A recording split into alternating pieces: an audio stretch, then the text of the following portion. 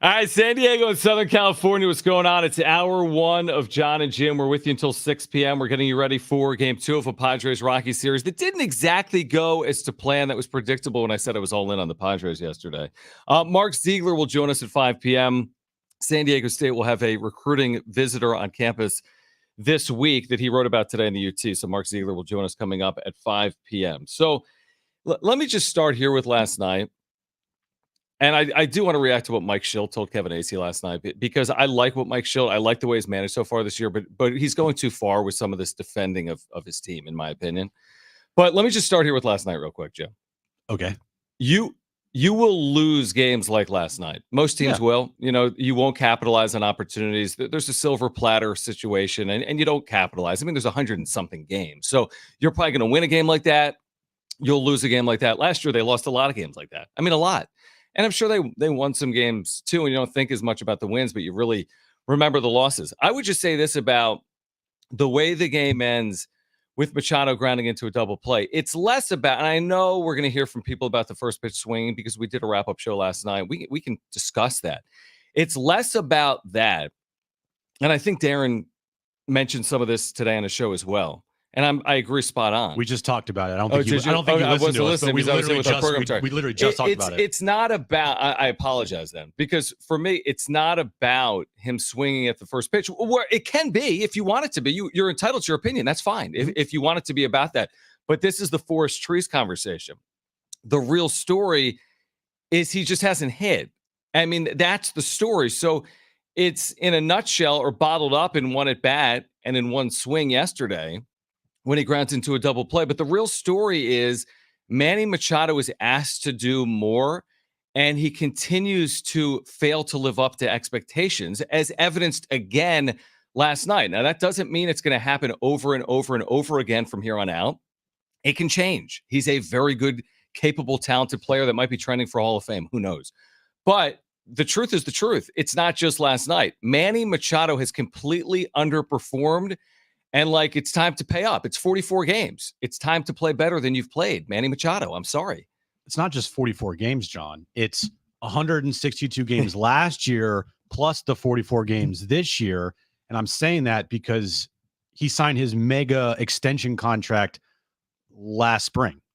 So you just signed this $350 million extension last spring, coming off of arguably one of your best seasons of your entire career. Maybe not statistically your best, but you helped lead your team to the NLCS while being that team's best player. So for me, I would consider that one of Manny's best seasons. Did he deserve the contract? Yes, he deserved to get a contract extension for what he did in 2022.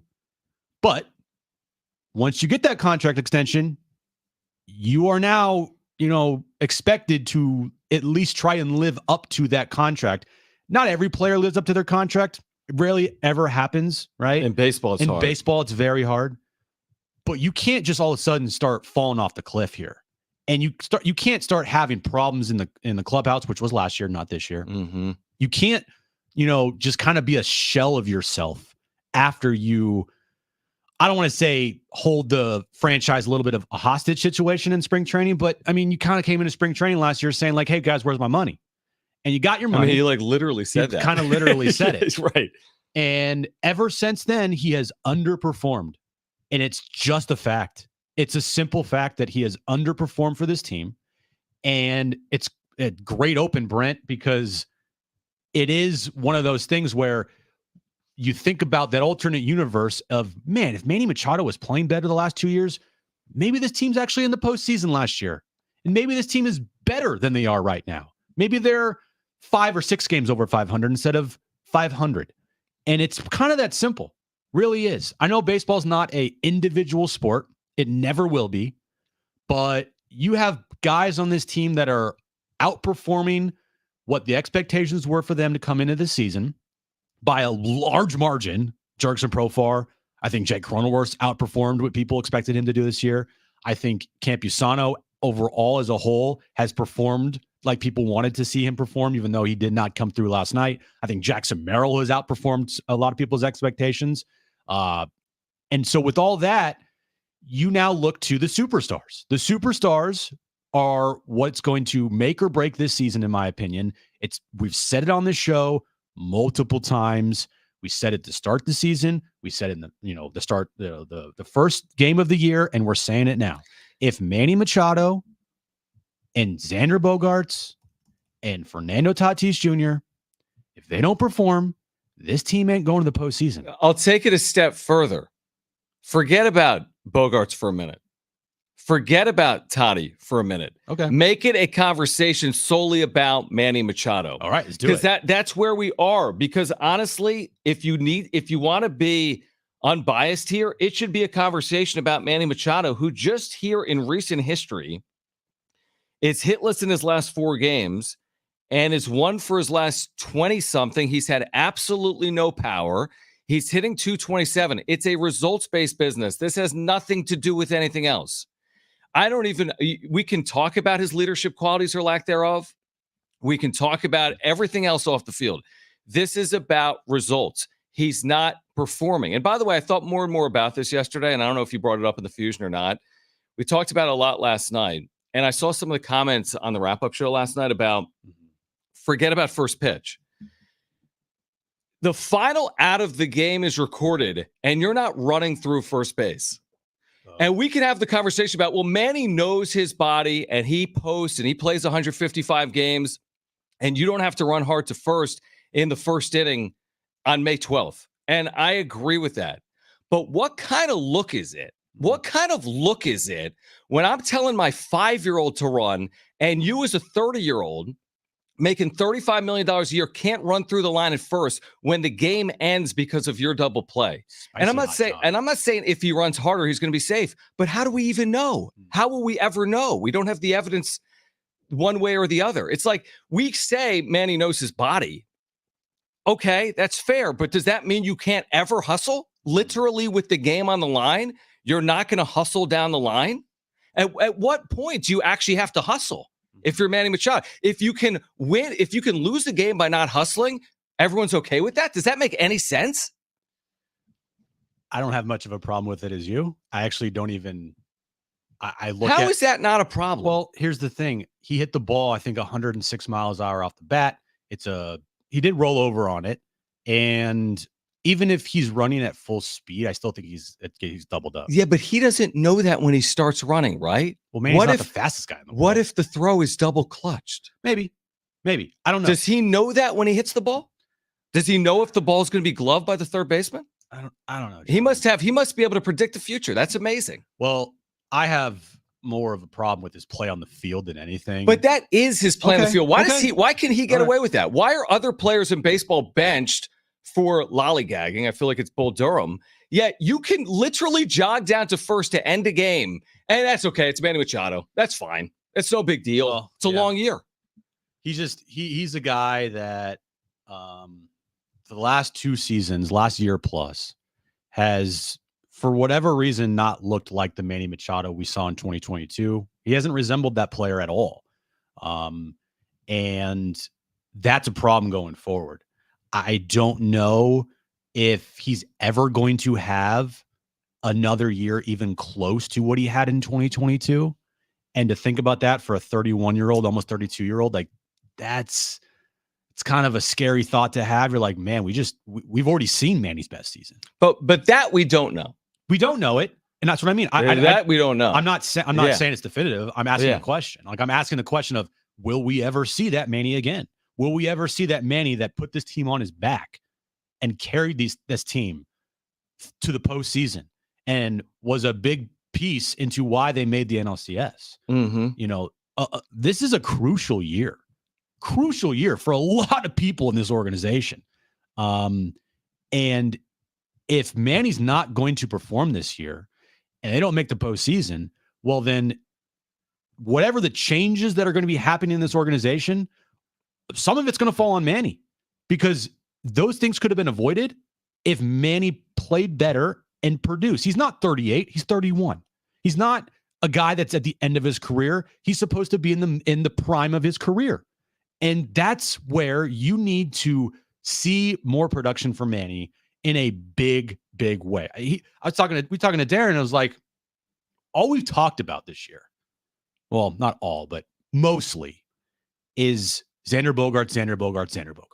Yeah, that's got Machado off the hook because Bogaerts has actually been worse than Machado. And right. So now you look at the numbers and it's like they're kind of the same. They're almost the same. I mean, Exactly. Xander's still worse, like numbers Very wise. similar. It's very, but now it's like, oh, okay, Manny's still not doing anything. Oh, and he's the highest paid player on the team, and he's come up with a lot of situations this year where he could have come through and he didn't. To his credit, there has been moments this year where he did come through.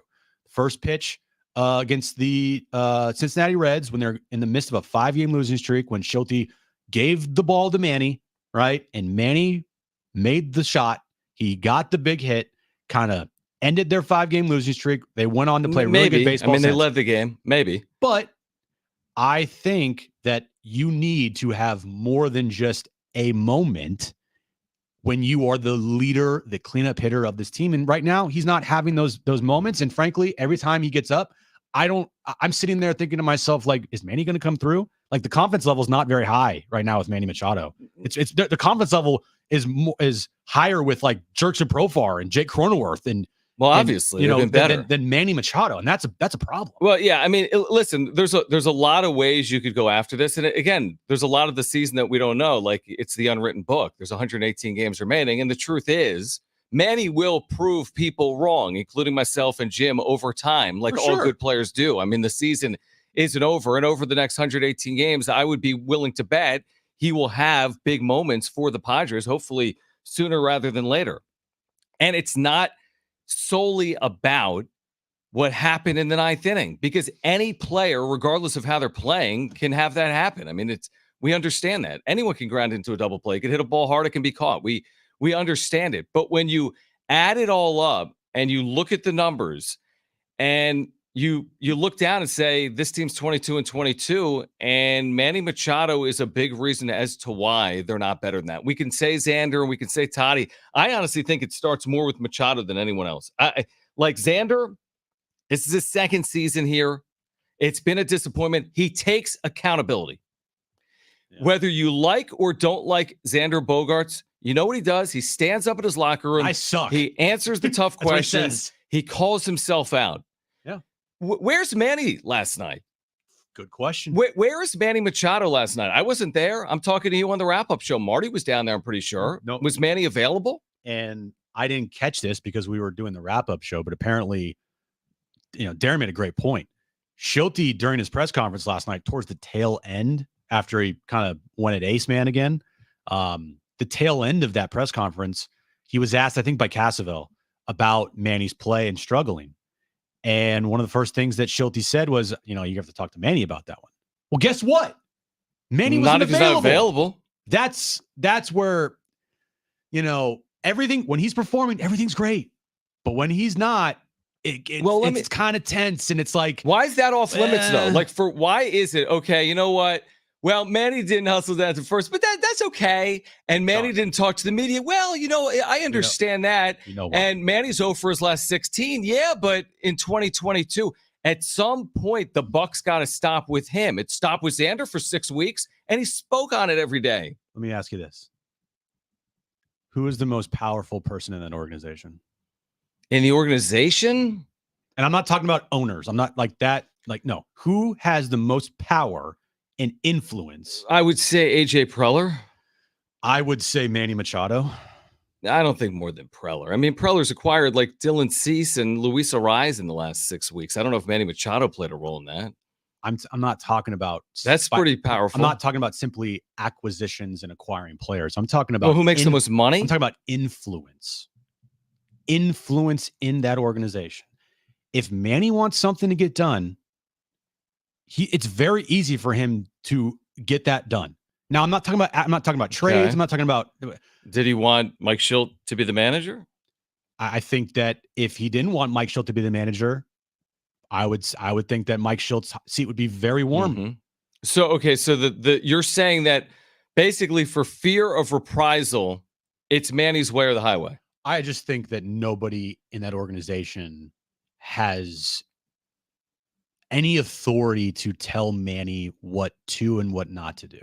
That's just that. I think that's kind of just, You can see it, you feel it, right? If Manny still continues to slump, do you think any reporter can be like, "Hey, Manny, can we talk to you today?" Like, or if they ask anybody in the Padres, like, "Hey, can we talk to Manny?" If they go to Manny, Manny says, "No, guess what? You're not talking to Manny." Yeah, that's true, but I think the same would be true if the personalities of a Bogarts or a Tatis was that. As in, if Tatis doesn't want to talk, he's not going to talk either. He just happens to want to talk. If Bogarts doesn't want to talk, he doesn't have to talk either. I mean, these guys are type A stars. They don't have to do anything they don't want to do. None of them. No. Now, it may play to Manny's personality, to your point, that he's not going to talk because that's who he is.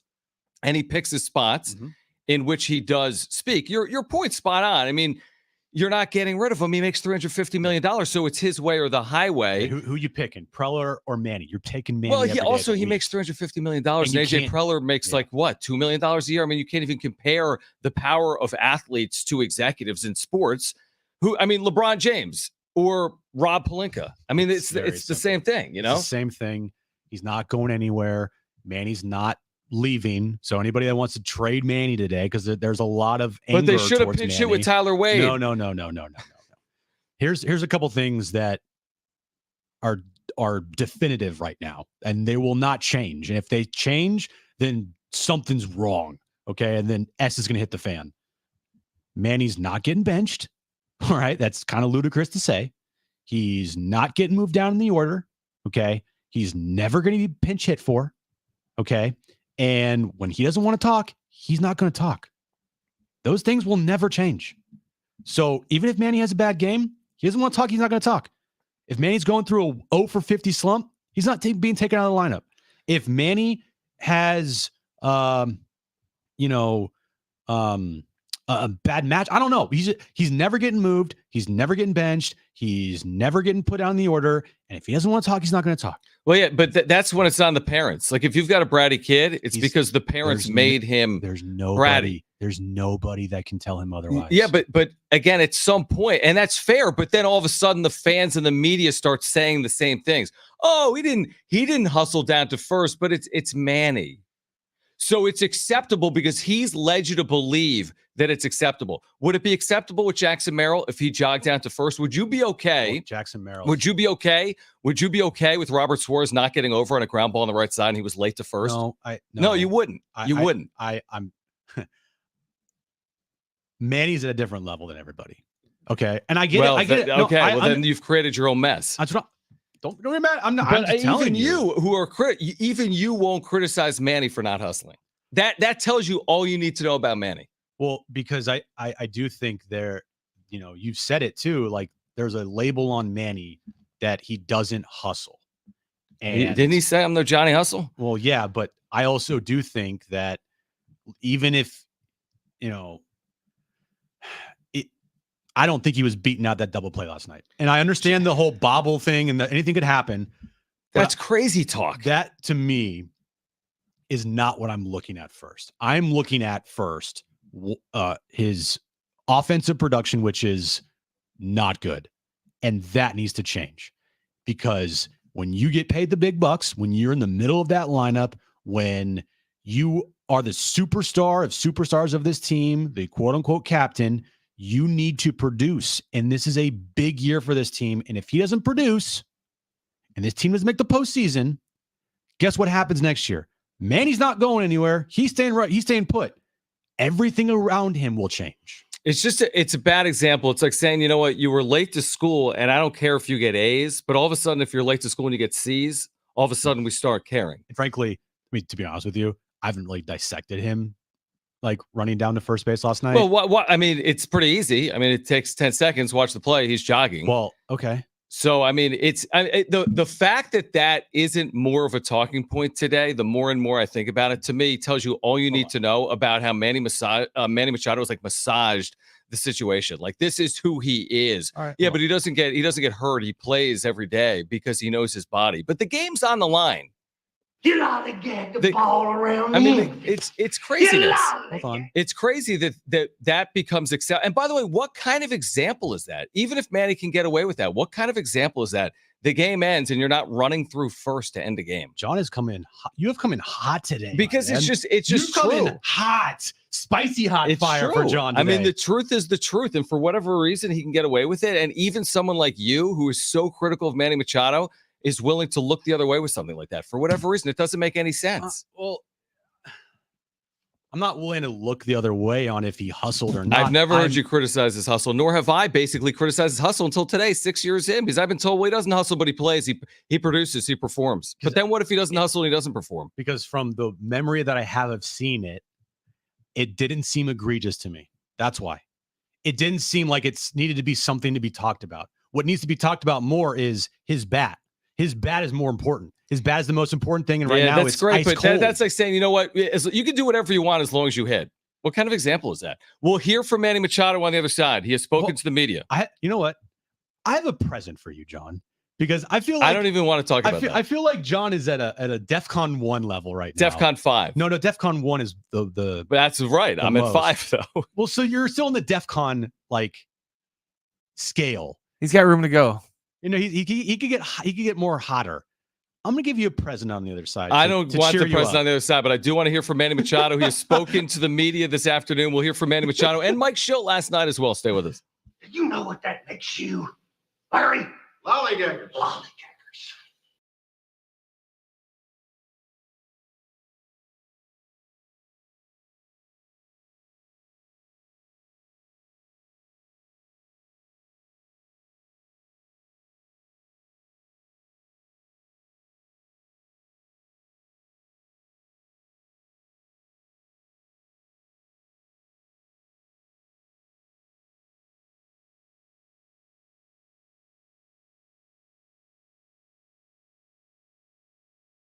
All right, I'm hot, I'm hungry, and there's no better place to help me right now than Almond RX Give packs. this man some almonds. I need some almonds, I'm telling you, and I need to eliminate the vending machine from my day because I've been going to it too often. Almond RX can eliminate the vending machine from your day. If you've been eating unhealthy because you're going from point A to point B, from work to pick up the kids, vice versa, get your daily immunity booster, your daily dose of vitamin D. Everyone wants a healthy snack, but what about a healthy, tasty snack that also curbs hunger? Look no further than Almond RX, the first and only skinless almond fortified with vitamin D. You're going to get your daily serving of 23 almonds.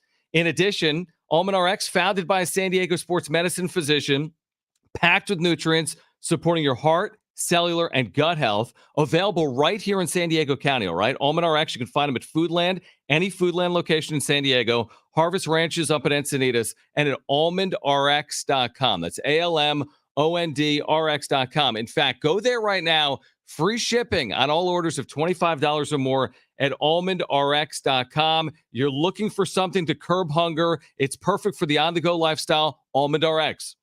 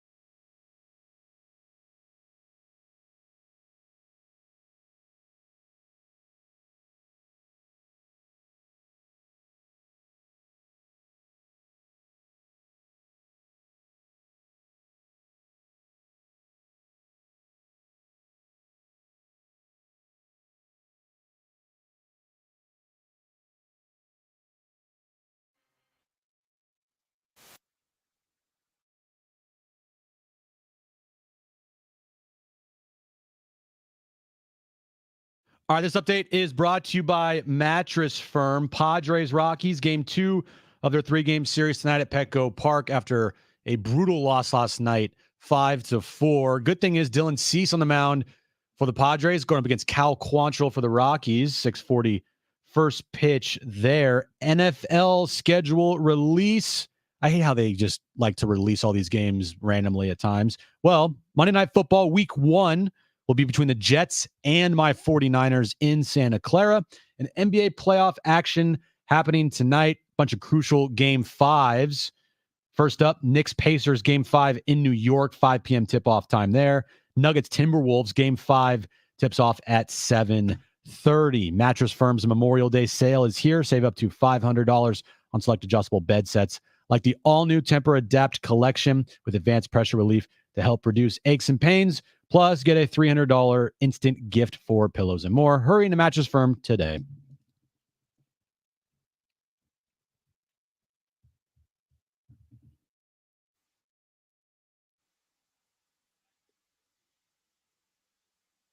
$1,000 every day this week. Listen for the keyword and enter it at sportssd.com. I'll give you a reason to watch us on YouTube in addition to listen on the free iHeartRadio app.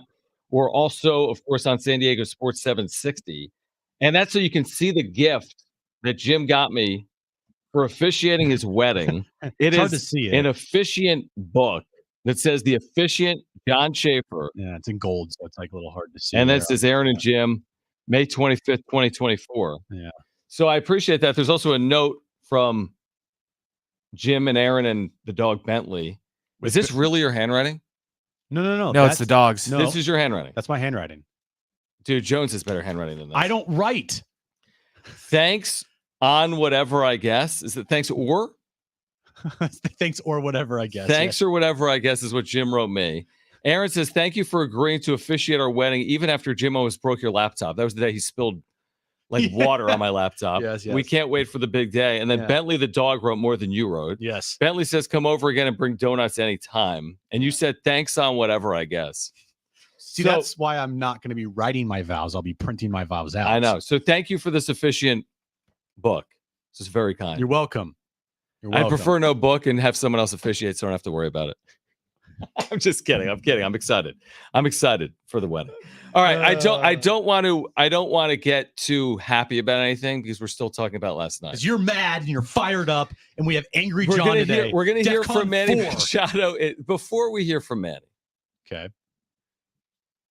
Before we hear from Manny, let's be clear here, Jim, because Jim's telling me at the break, well, it's not about him swinging at the first pitch. We didn't, in a 23-minute segment, say it was about Manny swinging at the first pitch. But I think that's what people are attaching themselves to, and that's what they're getting upset about the most. And they saying 227, he grounded into a game-ending double play and went 0 for 4 last night. Like, I think didn't hustle. We talked about during the break, if Manny had an 8-pitch at bat, but still had the same result at the end of the day, are people still upset about it today like they are right now because of his swing at the first pitch? Or because I feel like probably would be different. Because, I feel like you probably should be. The 8-pitch at bat might be viewed as like a good at bat, and it probably would be viewed as a good at bat. But, But what happens at the end of the 8-pitch at bat? He grounds into a double play? I said same result. If he swung at the first pitch or if he worked an 8-pitch at bat, but you get the same result, are people still as upset? Yeah, I get. Well, we're not even talking about the first pitch. I know we aren't, but I'm just saying that first pitch, I think people are latching onto it and looking too much at it when in reality, it's not about the first pitch, him swinging. That's a pitch that he can do damage with, which he did do damage with earlier this year versus the Reds. Same scenario, bases loaded. There was only 1 out at the time. That was last night. No, yeah, right. So same scenario. First, bases loaded. It wasn't. They weren't trailing in the game. And it wasn't the bottom of the ninth. It was 1-0 in like the 5th. Right. Bases loaded, 1 out. First pitch of the at bat, Manny hits in the gap. Bases clear and double. Last night, bases loaded, 1 out. First pitch, almost in the same spot, rolls over, double play. That's baseball. It is. That's baseball. It's baseball. But the thing is, Manny, so far this year, hasn't built up enough equity with his play to kind of excuse that's baseball, to use that as an excuse. Jerks and Profar, I think if he was in the same situation, would everybody be just as mad as Jurickson Profar? No, because Jurickson Profar has done a lot this year and come through a lot for this team. Manny hasn't, albeit a couple times this season, which it's not enough. So what are you saying? I mean, I know what you're saying, but what are you saying? I'm saying, that's what I'm saying. What are you saying? What am I saying? What I'm saying? Yeah, what are you saying?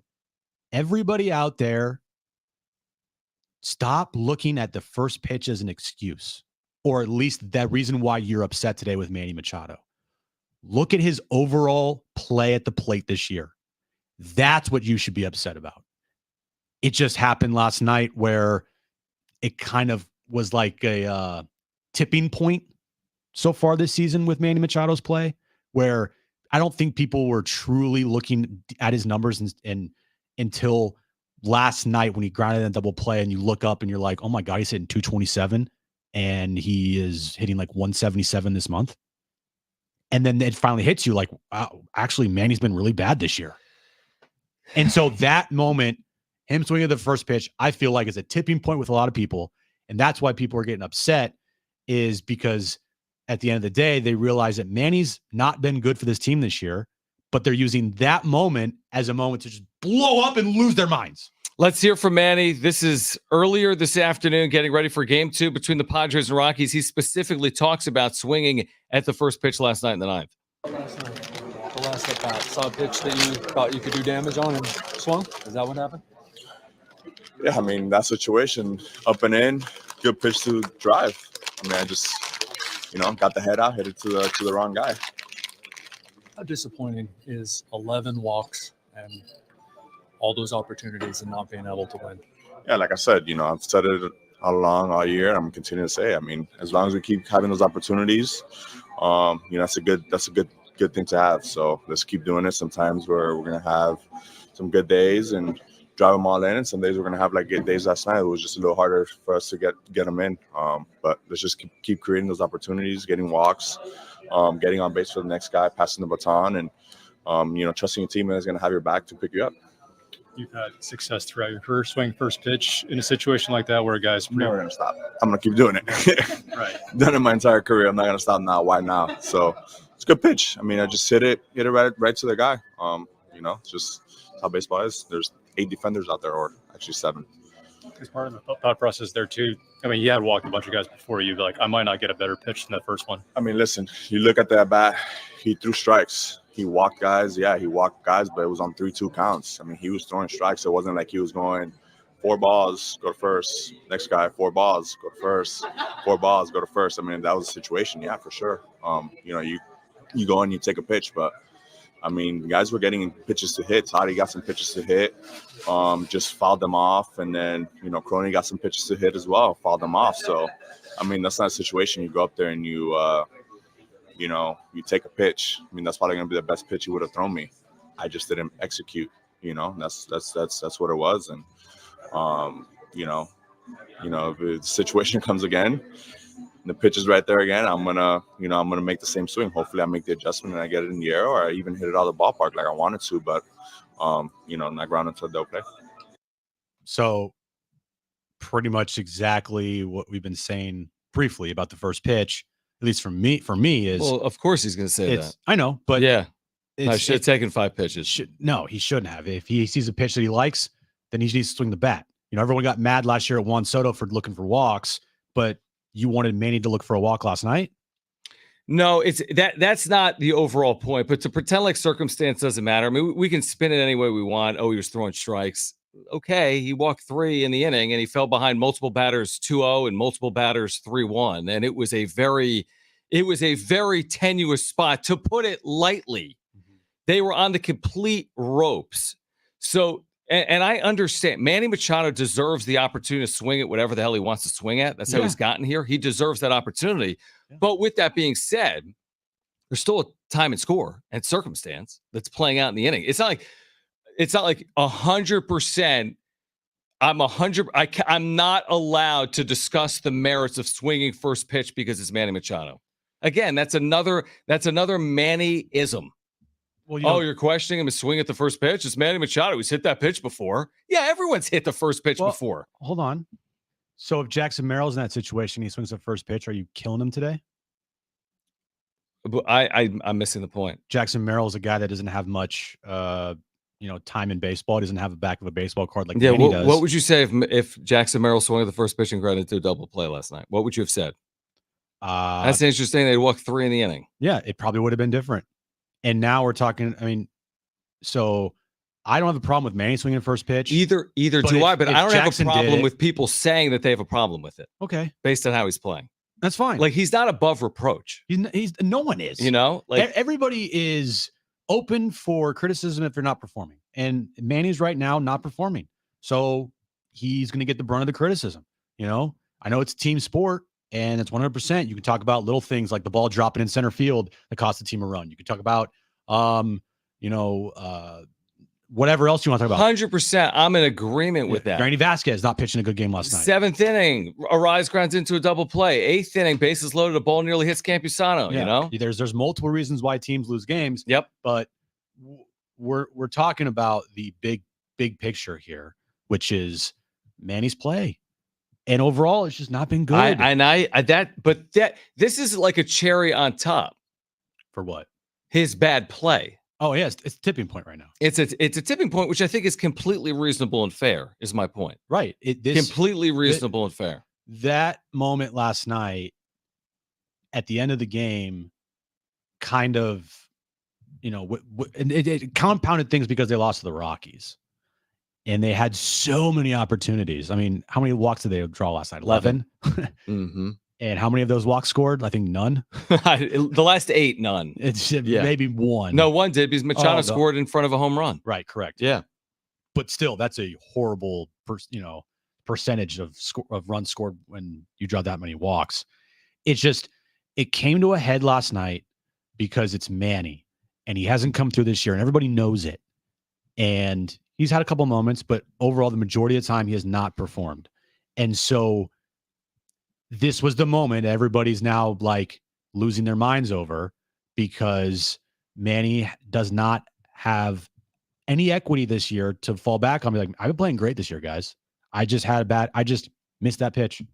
But the thing is, he's missing a lot of pitches. It's not just that pitch. He's missing a lot of pitches, and the results are not there. That's great. Schild wants to talk about the process, and I know the process is a big thing, but the numbers are the numbers, and the results are what matter the most. And you're 500, and your highest paid player is hitting 227 and struggling big time. So to be fair, and we'll talk about the other side, the only thing we can be critical of Manny Machado for is the results. Do whatever you want to be critical. Right.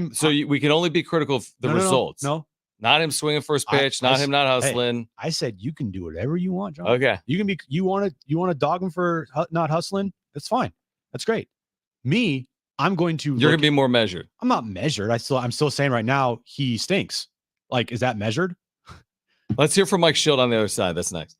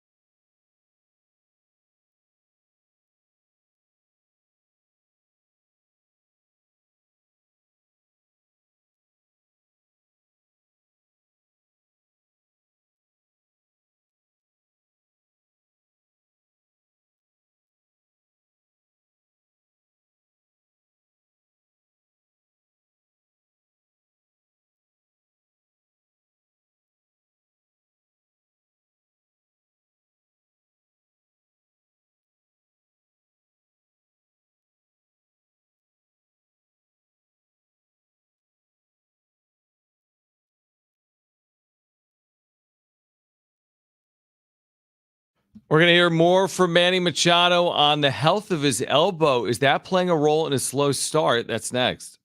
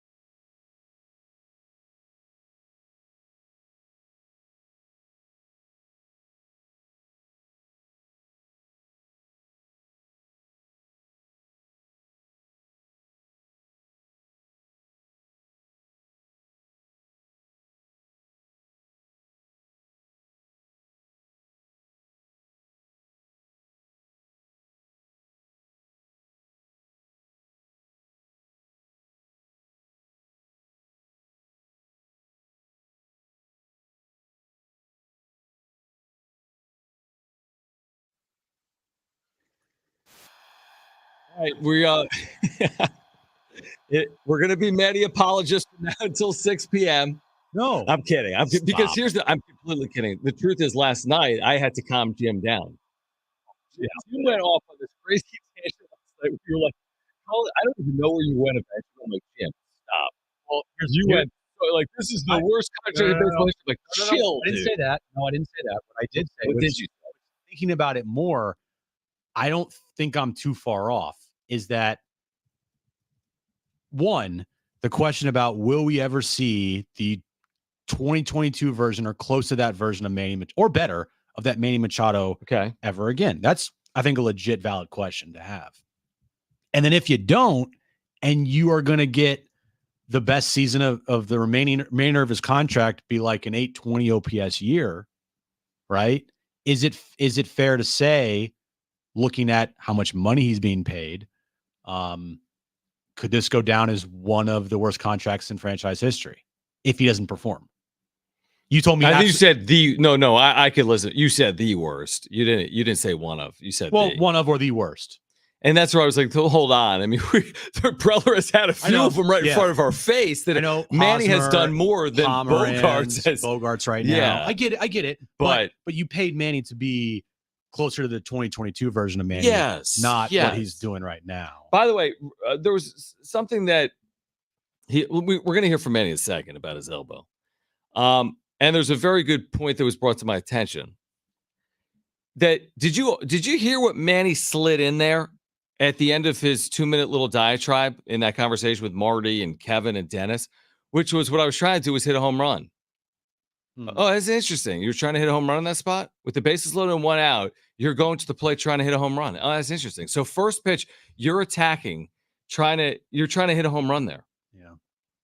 That was your mindset going into that sequence. That's interesting. Guy can't throw a strike. You've hit 5 home runs and a couple hundred plate appearances, and you're thinking I'm going to hit a first pitch home run in that spot. If anybody today is out there thinking, man, these guys are tough on Manny, aka John's really tough on Manny, just remember that us compared to like if this was happening on the East Coast, all right, this is like the norm. Okay, this is the type of conversation that is completely fair game when you are the highest paid player, when you make the most money, when your team is expected to compete. You know, if this is the Angels or whatever, are we sitting here saying it's all Manny? We're not saying it's all Manny, but you know what I'm saying? Like, we're not criticizing Manny as much as we are right now because this team has gone all in this year. They have gone all in. And the expectation is playoffs or bust.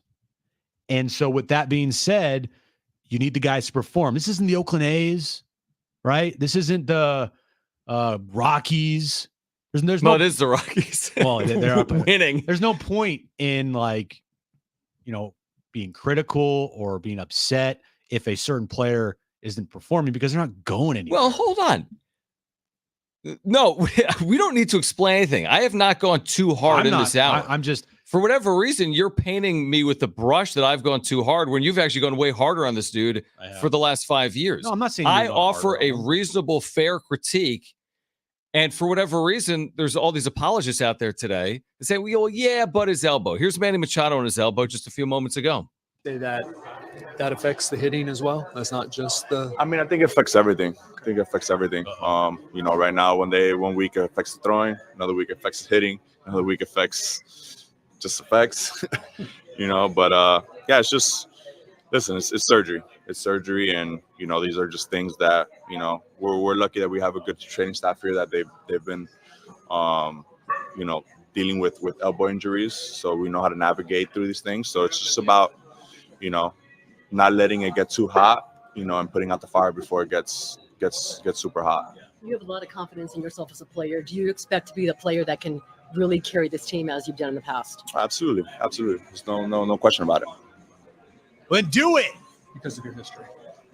Just because I know who I am, just who I know. I know where my swing's gonna be. I know where I'm gonna be, and you know, just you know, it's a long season ahead of me, and you know, I'll be back. Then I'll do be it. where I need to be, when we need to be. How are you feeling about your swing right now? It's getting better. It's been getting better. It's not where I want it to be. You know, it's definitely not there. Oh, then swing first pitch. Yeah, it's just there's some things I'm tweaking, some things you got to make an adjustment on. Elbow's not letting me do some of the things I've been used to doing for the last so many years. So just tweaks that we're doing here and there, just trying to lock it in and have, you know, it's the same thing as my elbow, you know, allowing me to do is having consistent days back to back. You know, I think that's the biggest key. So yeah, it's just keep working every single day. I think we're lucky to have the guys here that keep motivating me every day, keep pushing me, keep, you know, letting me have fun, and you know, we're playing good baseball, so it makes it even better. So just keep working. You know, it's gonna click one day, and once it clicks, it's gonna be there. All right, the floor is yours. I don't even understand that. I honestly, I want to listen back to that. I don't even know what he said. Hey, let's just have fun. And my swing isn't where I want it to be, and my elbow impacts everything. Okay, sounds great. That's a 4 for 4 tonight because Jim just tweeted about him. That's a problem. And I don't know if it would have changed if he got the surgery sooner last year, rather than wait like he did to have this false hope that they were going to make the postseason. I don't think it would have, but you know, I saw somebody, I think, I forget where I saw it. Dennis tweeted out, you know, maybe a month ago or so. And remember when Manny was like, oh yeah, my elbow probably won't be better for another year. That's a problem. I know. All right, Mark Ziegler joins us at 5 p.m. Much more on this on the other side of Jon and Jim.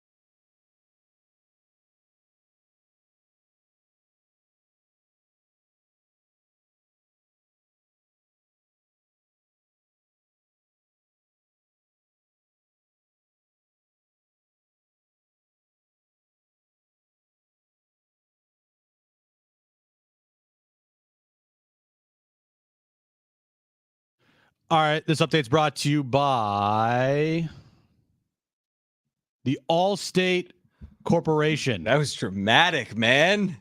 Padres, game 2 of their 3-game series with the Rockies later tonight. 6:40 first pitch. Dylan Cease on the mound for the Padres against old friend Cal Quantrill for the Rockies. NBA playoff action happening later tonight.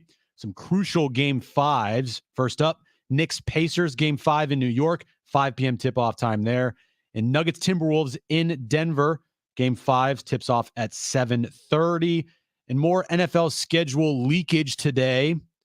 Week 1, Monday Night Football, will be between the New York Jets and the San Francisco 49ers. Some people just know the best rate for you is a rate based on you with Allstate, not one based on anyone else. So if you drive safely, you could save money. Good to know. Visit allstate.com or call for a quote today.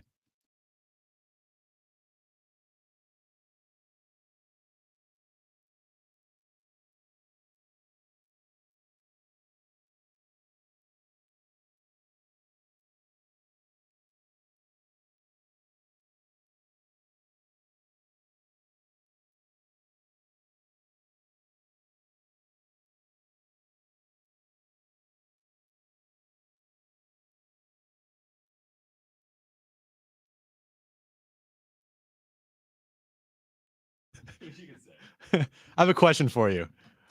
Are you still all in, John? San Diego, Southern California, what's going on? I nearly spit out my water a second ago when you said that.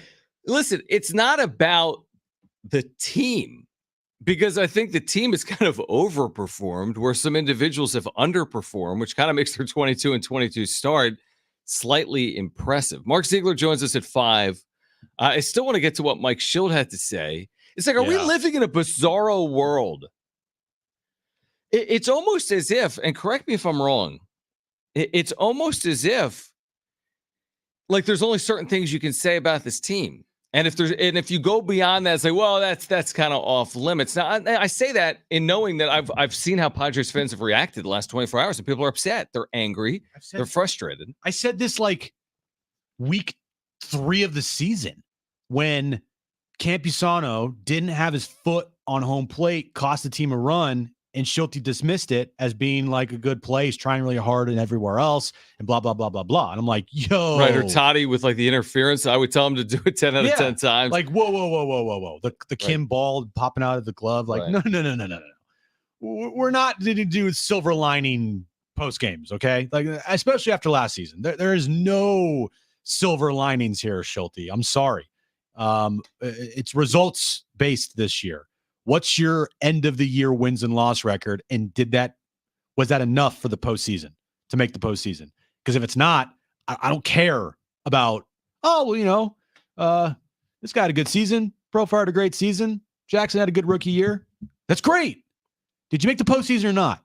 Results based. So this whole silver lining stuff that's happened a lot this year with this team. It like you said, it's like, guys, last night was deflating. How could you think it's not deflating, Schild? Well, we're going to hear from Mike Schild in one moment on last night's loss, and a completely appropriate question from Kevin Acee. But I guess my point is this. Both things can be true. You can be optimistic about the Padres and also be critical of Manny Machado and Xander Bogaerts and Fernando Tatis Jr., and you can critique their play, and you can also say that, 22-22, considering the things we're talking about, really is a fine record. Their season isn't over. They could have a very good season. And as I said off the top of the show, Manny Machado's season isn't finished either. He could have a very good season. We're just reacting to what we've seen. This was Mike Schild. This is a really fascinating back and forth. Last night, the Padres wasted opportunity after opportunity. This was not only Manny Machado. They had chances in the 7th and 8th and 9th innings, did not come through as a team. Illustrated in the end, highlighted by Manny Machado bouncing into a game-ending double play. Here was Kevin Acee with Mike Schild.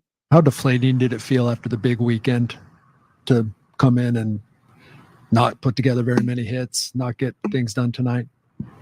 Was there any level of deflation? Maybe for you. That's fair. Yeah. Not you didn't feel that out there.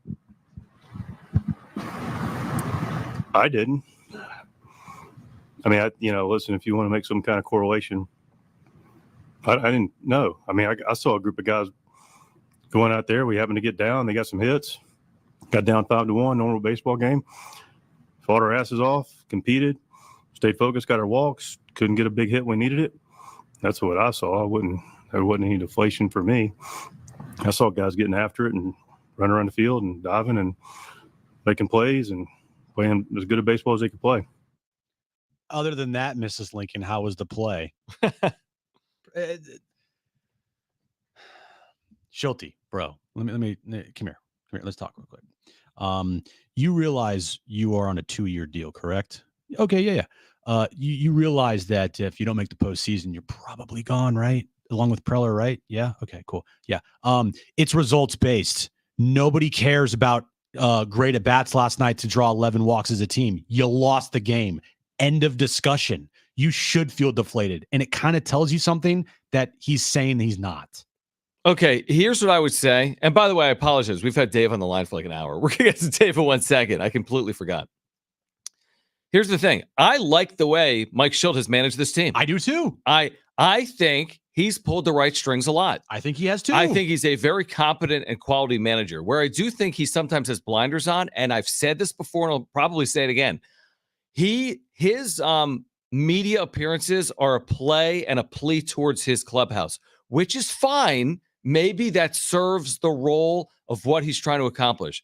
But I do think it's a disservice to the fans and the media, because what he is saying is not what everyone else is saying in those instances. No. That can't be more deflating than last night. The lowly Rockies, 8 walks issued in the final 3 innings, and you score 0 runs off those walks. Give me a break. Yeah. You got to win that game 99 out of 100 times, and they didn't for whatever reason. It's a singular game. They just came off playing some of their best baseball versus the Dodgers. They've won 4 series in a row. They played really good this month. It's funny how yesterday's tone of the show compared to today's tone of the show. Yesterday I was all in. Completely different. And it could be again tomorrow. And it probably will be tomorrow, and it probably will be different the next day. Well, okay, probably be but different hear the me next out. after that if Just they win 2 or 3. Just hear me out. Let's pretend like we're doing a different show in a different world. Okay? The show we need to do is we need to be as positive as we possibly can. Okay. Now, hold on. I've listened to those shows plenty of times. Let me think about are you going to come on the air today saying what Mike Schild said, which is, you know what? It's about the process, and truth be told, they did a lot of the things that are necessary to win. They just didn't win. Yeah. They overcame a deficit almost. Yeah. They drew walks. It's only 1 of 162. They had 1/8 of 11. Like I could have a level of measure in there. But we can't be critical of how they didn't come through when they needed to win the game. I mean, isn't that kind of the point, winning or losing, and they lost it? Yeah, there's some people out there that you'll hear say, that's baseball, and S happens, and more often than not, Manny's going to come through, hopefully, and back with the baseball card, and, just move on to the next day. It's fine. But that's not us, and I don't feel like that's a lot of people. I don't think that's why people come to us. No, they don't. I think people want to hear the truth, and I think people want to hear, this team be evaluated correctly, which is when they do well, we tell you about it and we praise them. And when they don't do well, we tell you about it and we criticize. And there's nothing wrong with that. And right now, a singular game we can talk about, but we're really not talking about a singular game, honestly. The bigger picture is kind of what we do, and the bigger picture here is Manny Machado is not performing. It's one player. I get it. It's a team sport, but you also can't tell me that if Manny was performing better and Xander was performing better, that this team wouldn't have 2 or 3 or 4 more wins on their record. And I also would say, and both things can be true. And Dave, get ready. We're going to in a moment. Both things can be true. He hasn't performed for the season, and he failed to perform at a big spot last night, which has happened far too much this year. We can be. Here's the play again. Look at this. He led at the end. It's okay. It's fine. All right, let's go. He's not beating that out. Let's go. It's go to Dave. Okay, you know what? You're right. You know what? Maybe our ratings might not beat an FM station's ratings. We're going to go off the air. But you know what I mean? It's still, there's a process to it. I mean, you know what I mean? That's like going into, you know what? You know what? I'll give you an example. Warriors aren't very good. Just so the last 8 games, who cares? He's not going to beat it out. He knows he's not. He knows it's going to be a perfect throw. He knows the ball's not going to be in the dirt. He knows the ball's going to be gloved at third. He knows all this, so he doesn't need to run. We're at DEFCON 3 right now, I'd say. 877-767-4760. Let's go to Dave. Dave, thanks for your patience. You're back on with Jon and Jim. Good Lord, man, I don't know where to start. I've been listening to this for the last Thank hour, and I'm thinking, Jon, I might have to start eating tofu because of this. I mean, literally. But I'm just kidding with you. I know. Okay, so a couple. Indulge me for a minute. Yep. Hold on here. Take your time. All right. Listen. All right. Mike Schild. He was hired to be the public relations messenger for the Padres. First and foremost, that's his job. That's what he's doing. I don't like listening to the man because I know what he's going to say. If other people like to listen to that, so be it. If the media has to be there to show up to ask him the tough questions, and if Mike Schild doesn't like that, so be it. But that's just it's part of the gig. That's what he's getting paid for. Good kudos to Kevin Acee for asking the obvious. But the way I would have asked is, gee, Mike, considering where we were at last year and having difficulty in beating teams with losing records, if this is where we want to go to get to the next level, and here's another example of what we experienced far too often in this city, what do you think about that? Now, that might have been the way to frame the question. I don't know. As far as Manny goes, you guys have said at the beginning of the season, and you're right on target, let's stay on this message. The big three have to perform at an acceptable level for this team to get to where they want to go. They haven't done that. They haven't for a long time.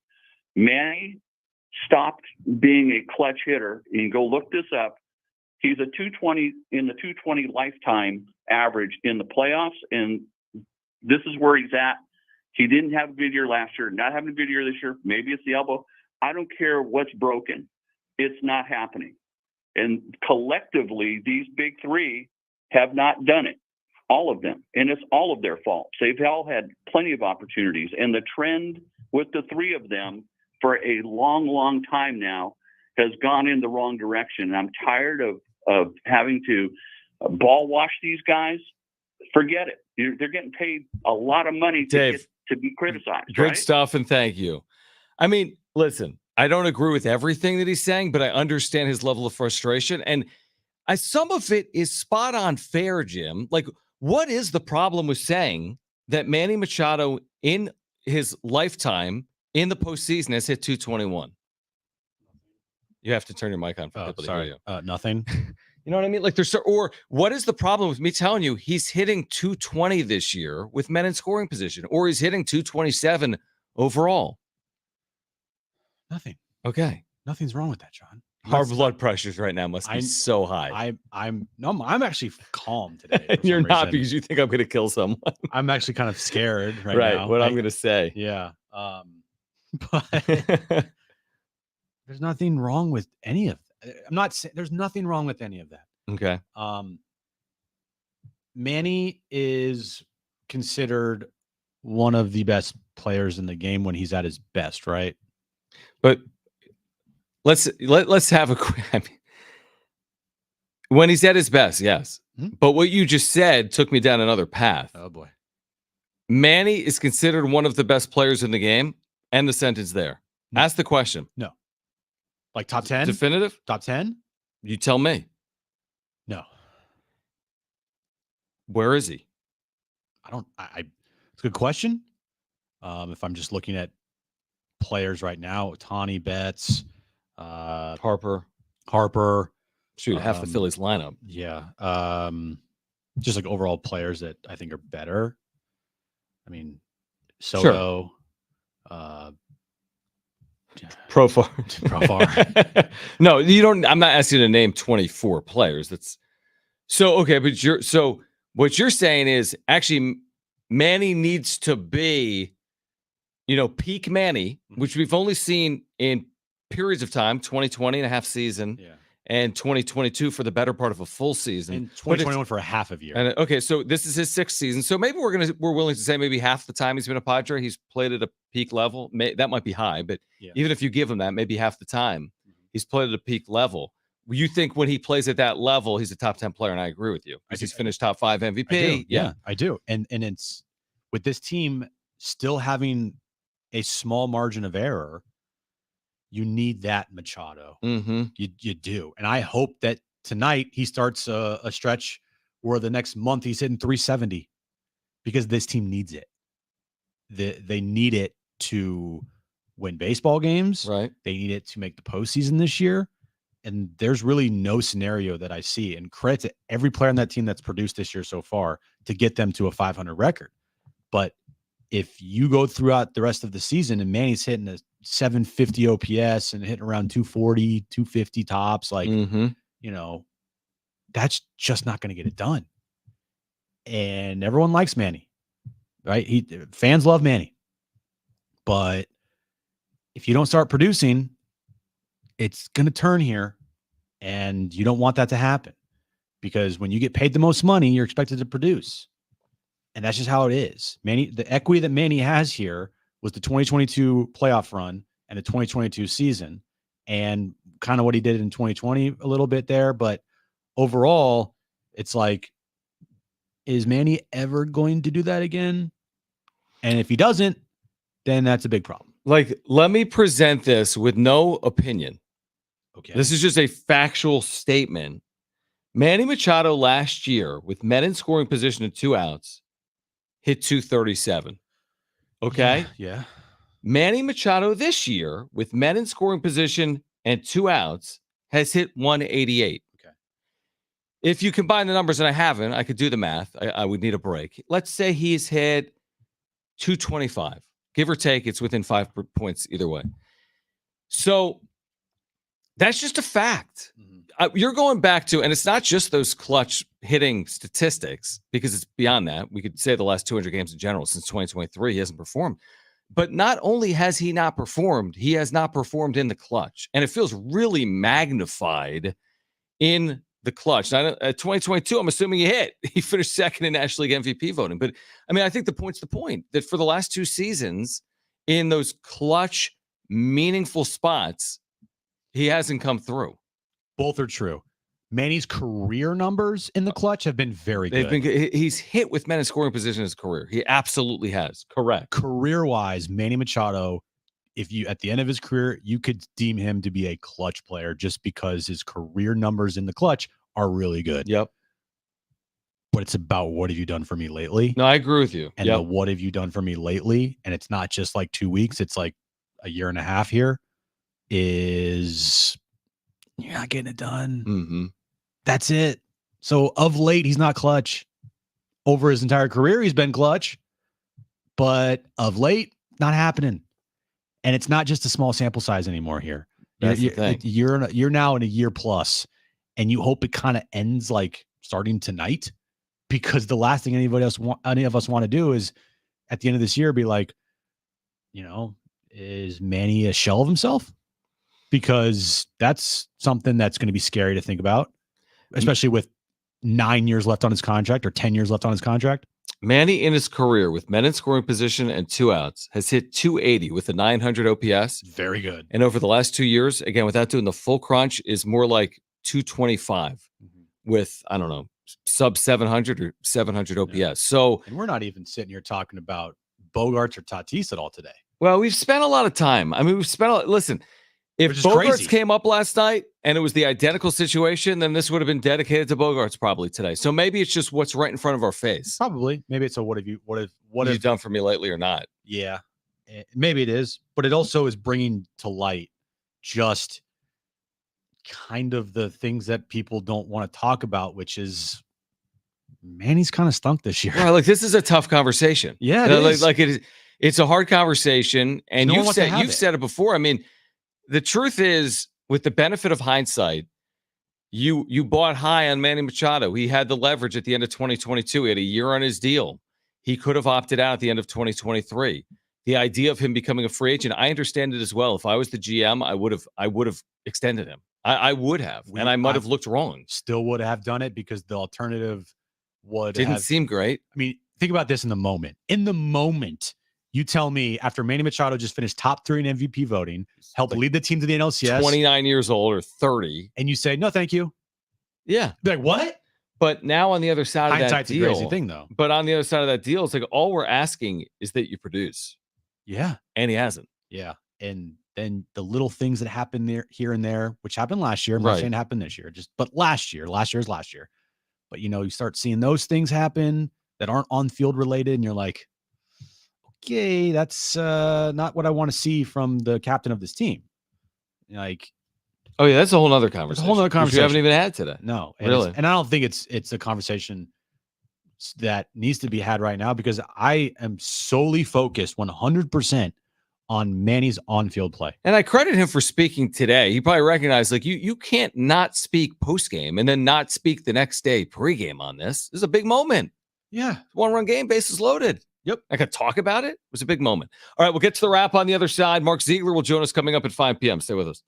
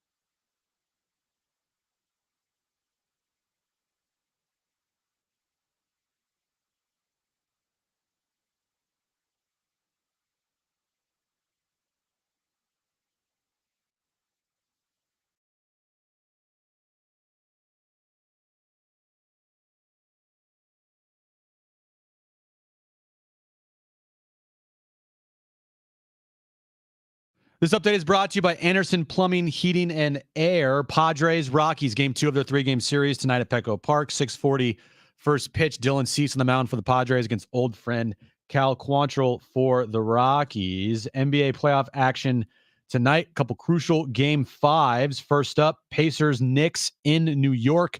5 p.m. tip-off time there. And then Nuggets and Timberwolves, 7:30 tip-off time in Denver, Colorado.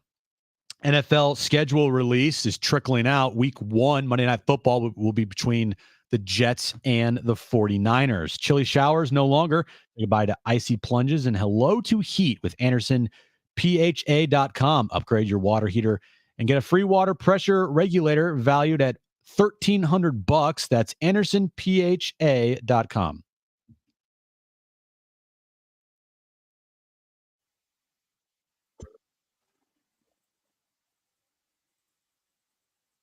All right, Red Shoe Day coming up May 22nd, benefiting Ronald McDonald House Charities San Diego. Proceeds stay in San Diego directly supporting our families.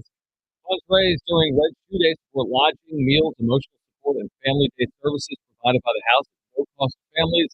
Our iHeart team for Red Shoe Day will be collecting donations at the intersection of Balboa Avenue and Ruffin Road Wednesday, May 22nd, 7 in the morning until 9:30 a.m. San Diego State will have a visitor on campus men's basketball at, I think, later on tonight, potentially, and Mark Steger will join us at 5 p.m. Manny was not done speaking, by the way. There's more Manny we're going to play for you coming up in 15 minutes. It's 4:45. More for Manny in the clubhouse today as the Padres and Rockies get ready for Game 2. There are a lot of examples, and we'll get to the wrap in a second, Jim. There are a lot of examples in recent history where, like, we go all in on the Manny criticism, and that's when he kind of turns things around. Welcome. And we'd love to see it. You've tweeted about it, maybe for the first time this year, about his struggle today. Yeah, I was kind of like a little reluctant to say anything. Why? Sometimes it's just like I can take it. There's a lot of times on social media where People just go overboard. it's almost like they're speaking to nobody. Like I'm not I'm not looking, I'm not responding. Mm-hmm. But it's also sometimes people like they think you think a certain way, and it's like just to clarify things like, hey, no, this is what I think. Manny needs to be better, plain and simple. End of discussion. Mm-hmm. All right. First pitch, we can dissect that all you want. Right? Because clutch numbers this year, we can dissect it all you want. End of the day. By the way, can we get a social media platform that doesn't have porn bots? It is ridiculous. To all of our tweets. I mean, we're trying, right? It's like you're trying to do your job. You're trying to interact with people, and like it's not absurd. even like boobs in bio. It's like straight up naked, like porn girls, like are responding so to my tweets. Replies to your tweets, right? Yeah. It's like look at me. Jeez, man. Let's get to this. Big fans of the show. Huh? Apparently, it's time for the big wrap. fans. How you doing?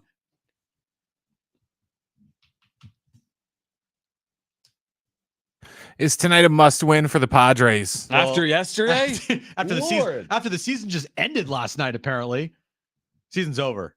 Yeah. Well, here's the thing: you have your ace on the mound, and you're facing one of the worst teams in baseball, even though they've won 5 in a row. True, they're hot. Today's win day. Today is win day. That's how it should be viewed in that clubhouse, which I'm sure it is, and that's how it's viewed by the fan base, which I'm sure it is, and that's how it's viewed by us, which it is. Today is win day when you have Dylan Cease on the mound. And frankly, when they have anybody on the mound besides Vasquez or Waldron, they're like really good. They're like really good. Like 21-8 or 21-10 or something. Yeah, you're right. So they're like 1-11 in all their starts. Right. Yeah. So today's win day. You got to go and win. Yeah, I mean, the criticism that has been levied here over the first 90 minutes of the show is not at the team. That's I hope people understand that distinction. We didn't start the show and be like, this team sucks. They're not going to win anything. No. It was more like if some of these stars, i.e. Manny, play like Manny's capable of playing, imagine how good this team could actually be. Of course, it's not must win, but you give back the goodwill that you had in the Dodgers series if you lose a series to the Rockies. And here's the one part to consider. Where Dylan Cease has been outstanding, Cal Quantrill has been sneaky good for Colorado. So let's see if they can get to Cal Quantrill here today and even up the series at a game apiece. Next question. NFL schedule leaked out a little bit. Who will have more passing yards in week 1 when the Jets face Jim's Niners? Aaron Rodgers or that Brock guy? I don't know. It's a fun question. Christian McCaffrey. Right. So you would say Aaron Rodgers, maybe. That's kind of my point. As in the Niners win, but maybe Aaron Rodgers throws for more yards. But is it about passing yards? No, Exactly. It's a question. I don't know, John. What do you think? How do you think that 4 game months goes? out? How do you think that game? But we know the game. Niners are what? An 8-point favorite. Let's just lay it out there. They're an 8-point favorite. They're at home. Well, how does it play out? It's a week 1 matchup where Monday night. But here's the thing: any game in week 1 is unknown. I agree with that because you just don't know what teams all are new rosters. All new rosters. They have no tape on. They have no film of the current roster as it is right now. A lot of new things. I don't know. Aaron Rodgers, whatever. Doesn't mean they win the game, but I think the Niners win this game going away. I really do. I think the Niners. I'm serious. When is this game? I think it's September 8th. Are we going to start pregame right now? I think the Niners win this game 38-17. Are we going to break this down until this? I think McCaffrey goes for 155 and 2, and I think Purdy throws for 199 and 2. Okay.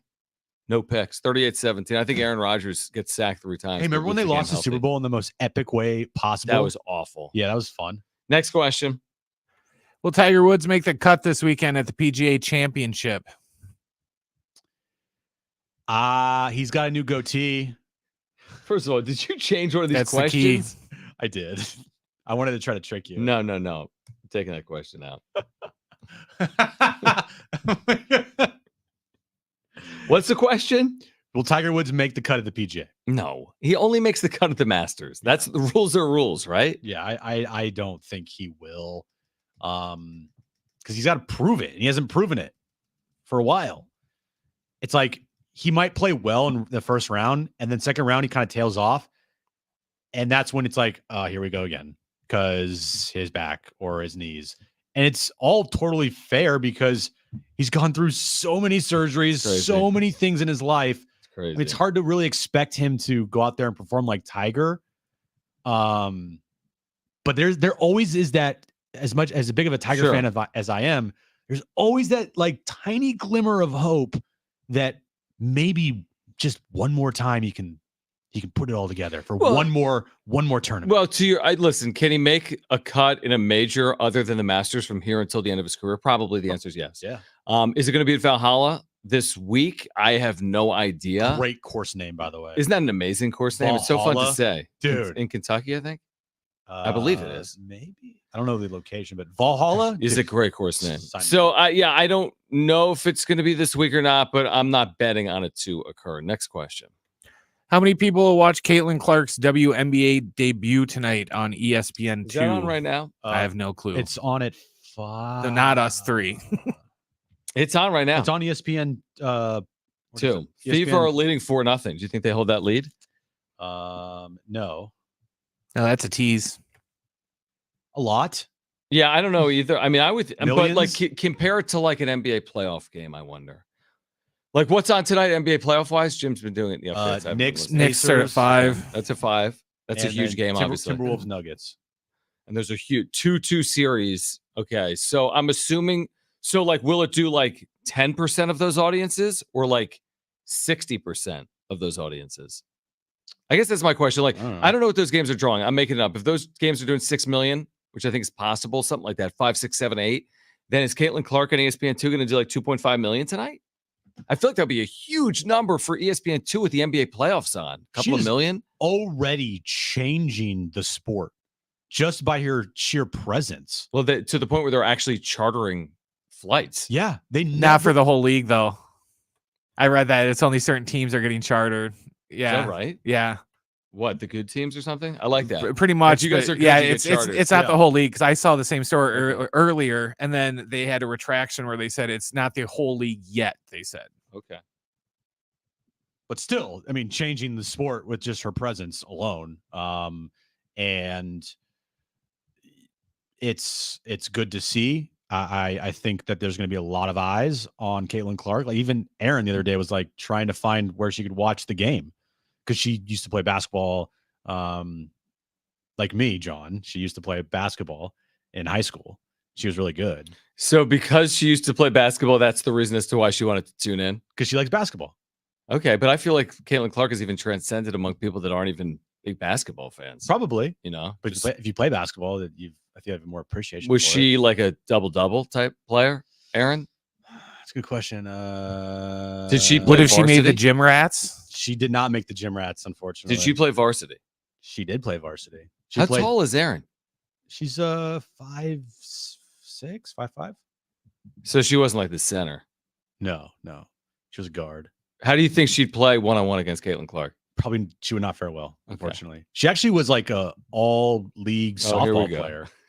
You guys are like the biggest athletes. Your kids are going to be like Ant and like Kat. It's going to be Anthony Edwards and Kat are your two kids. You guys are going to be unbelievable. Well, then something went horribly wrong, if you know what I'm saying. Well, their abilities are going to be very, very high. Yes, their abilities. Wow, I didn't know. You guys are athletes. Yeah, she was shown when I went back home for the first time. She was showing me all her like press clippings from when she played softball in high school. Did she play college softball? No. Did you feel bad that you didn't have any press clippings to show her? No, he should. He played Division I basketball. I did not play Division I Well, basketball. a division. I did not play division basketball. There's nothing there for me. This is incredible. Just high school stats. That's all I got. All right. On the other side, Manny Machado has spoken even additional words to the media today. We've heard from him reacting to last night's loss, grounding into a double play to end the game. We'll hear more from Manny Machado on the other side. Mark Ziegler joins us at 5 p.m.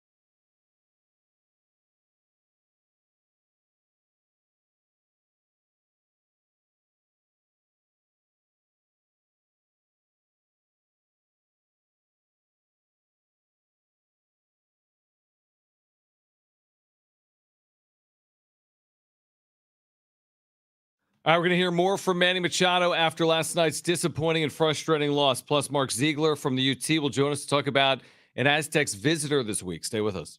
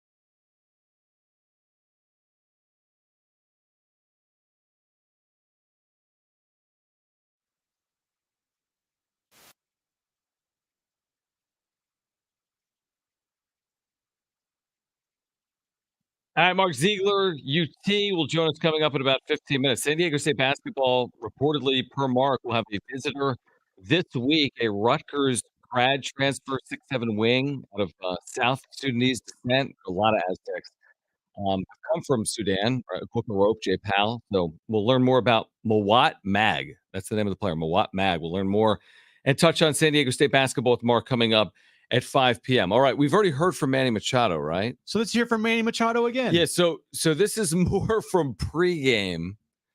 Manny with the media earlier today. Take a listen. What's that like when you're so used to your swing one way and then you can't do something? I mean, we get paid the big bucks, you know, how everyone's saying, you know, I'm supposed to hit a home run yesterday, right? I get paid the big bucks, so we got to make adjustments, you know, and it's things that, you know, we're able to make adjustments. There's always things that you learn, and you got to be better. You always got to be open to get better every single year, and, you know, every single year things are different. My swing every year isn't the same swing. You know, I always make minor adjustments, so it's the same thing. Just make a minor adjustment and just try to feel it. Just try to, you know, find something that clicks and go. Is it one of those things with your surgery where ideally like rest, right, is the right antidote, but you don't rest, right? So you just are working through little things. Is it constant like that, or yeah, I mean, can't it's rest, right? Like you can't take like 6 weeks off. No, I wish. Right. No, I wish. No, we're in the middle of you know, a pennant race, you know. So no, I mean it's listen, I mean there's no excuse. I mean, it's not my elbow. You know, obviously I know we all know that I got the surgery on it. You know, I'm not making an excuse that my swing's not where it needs to be because of my elbow, because there's days that I feel great. But it's just a matter of just making the adjustment and finding things that click, and you know, right now things aren't clicking, and you just gotta keep swinging through it, keep grinding through it until it does, and you know, as when it does, it's gonna be fun. Yeah, everything there is 100% true. I don't know, man. I laugh sometimes. So like the whole like, hey, I'm paid the big bucks, and everyone expects me to hit a home run there. I wasn't really thinking that. Well, he said he was trying to hit a home run. Again, is that the right like game plan heading into that sequence with the bases loaded and 1 out in a 1-run game? Probably not, John. I would have took a base hit. It would have won the game, but you know, whatever. I would have taken the first pitch. Right in the back. He is saying the right things. Like he's got to be better. He's got to make adjustments to his swing and everything. It's just at some point, it's just talk. If you're not going to back it up with your actions, which is you need to be better offensively. But he said also earlier that he's hurt, or excuse me, hurt's probably the wrong word. He's not 100% healthy. Well, because of his elbow surgery. But he also said he's not going to use that as an excuse. So we're not going to use it. Did he say that in that exact bite? Not this exact one. Right. But I really don't want to be like, oh, yeah, they missed the postseason because Manny wasn't good this year. But guys, don't worry. Here's the excuse if his elbow wasn't all better. And wait, what did he say, Brent? I missed it. He said something about a pennant race. Like, guys, it's May 14th. I mean, what pennant are you racing for? I mean, you're not in a pennant race. You just have to play good baseball. You're nowhere near a pennant race. What race? You're 500. Yeah, you're 500. There's 118 games to be played. There's no pennant to be raced for. Yeah, I mean, you it's can't rest, right? Like you can't take like 6 weeks off. You know? No, I wish. No, I wish. No, we're in the middle of a pennant race. So no, I mean it's okay. They're in the middle of a pennant race. Did I miss something? Is it technically they are? Aren't all the teams said that it's 162 games, right? That's semantics. Is it August 20th? What's happening? That's what I'm saying. Like, I don't know. I don't know what I'm saying. I'm not. Just be better. Go out there and go 3 for 4 tonight. Like, just have a stretch where for the next month you hit 350. So when you do lose games and you are up in situations when you have an opportunity to come out clutch, we're not sitting here talking about it like you're just doing it, because this team needs it. And it'd be fun to watch this team win. And it'd be really fun to watch this team win with you also performing. Yeah, I actually think they've proven that they're capable of being good enough even without him performing. I think they've kind of proven to me. I mean, they're 5-3 against the Dodgers. They're 22-22 overall. I get it. It's not the greatest record in baseball, but it's not the worst. And they've done it without Manny. And truly, I mean, they've done it without him producing. By and large, they've done it without Xander Bogaerts producing, by and large. Toddy's been better than that group, but hasn't been overly impactful. What they've proven to me is whether these guys, you always say it and Dave always says it. I actually think what they've proven to me is they can hang around even without these guys on peak years. What's going to allow them to really take that next step and maybe really get going is if these guys step up. But I think, truth be told, I think if Manny struggles, this team can still, vie for a playoff spot. I don't think all of a sudden they're going to be 13 games under 500. They can overcome some of Manny's struggles to compete, but I don't feel like they can overcome his struggles for an entire year to make a postseason appearance, and a postseason run. Yeah, maybe not a postseason run. There's no world that I can envision Manny ending of the year with close to the same stats he had last year and the same production that he had last year this year and be like, yeah, the team's, a postseason in the team. Postseason. Yeah. Oh, I could envision this team in the postseason with Manny having a similar year to last year. Is that because Tati stepped up or Xander started playing better?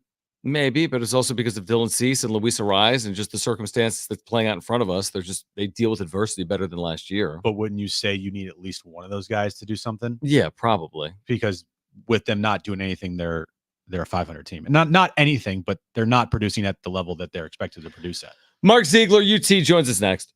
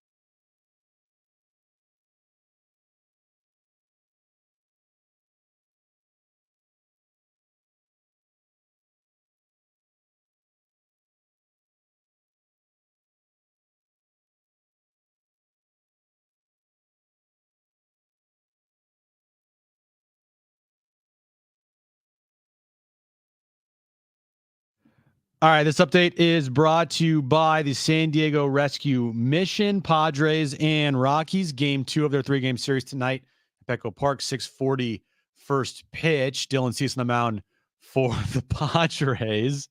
Moving over to NBA playoff action. We are moments away from tip-off in New York between the Knicks and Pacers, a crucial game 5 there.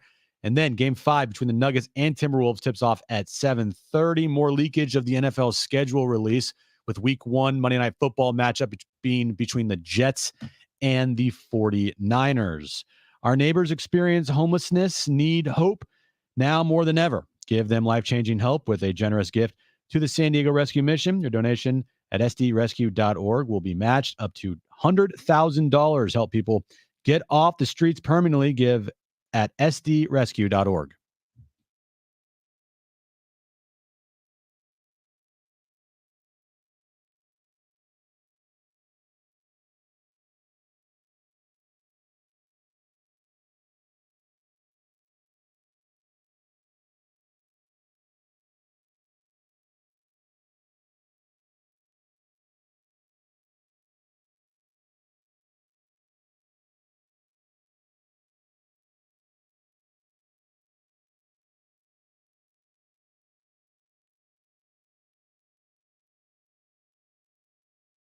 All right, San Diego and Southern California, what's going on? This is the final hour of Jon and Jim. We will get you ready for Padres Rockies. I don't know if we've done that today or not. They will play game 2 of their series. Dylan Cease, Cal Quantrill at 6:40.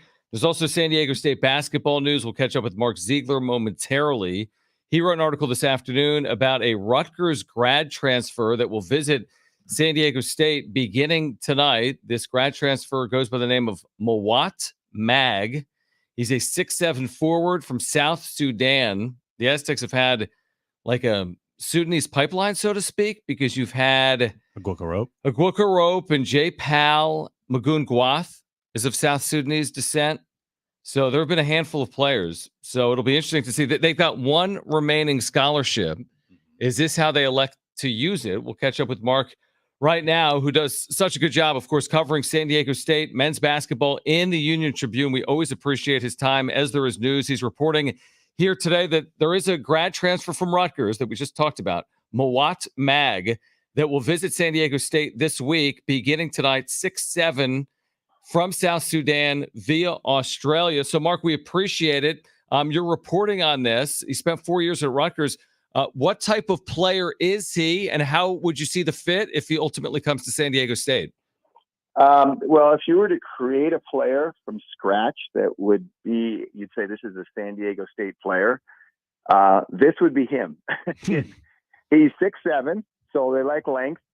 He's long. He's really athletic. He's really versatile, so he could probably guard at least 4 positions, maybe all 5. He's elite defensively. I mean, opposing coaches talk about how, Rutgers had a very good defense. I mean, he was the whole thing. I mean, he could just do everything, cover for everybody, switch screens, get his hands on balls, erase mistakes, all those things. And he's from South Sudan, or he was born there and then left during the Civil War. And as we know, San Diego State now has quite a long line of South Sudanese players or players whose parents are from South Sudan. And they just really seem to fit. And I think he'd be a really good fit. Now, will he come? We'll find out. He's here on the visit. He gets there tonight. He'll be on the visit Wednesday and part of Thursday, and we'll see what he decides. But in terms of the type of player that they're looking for, I think it's exactly what they want and need.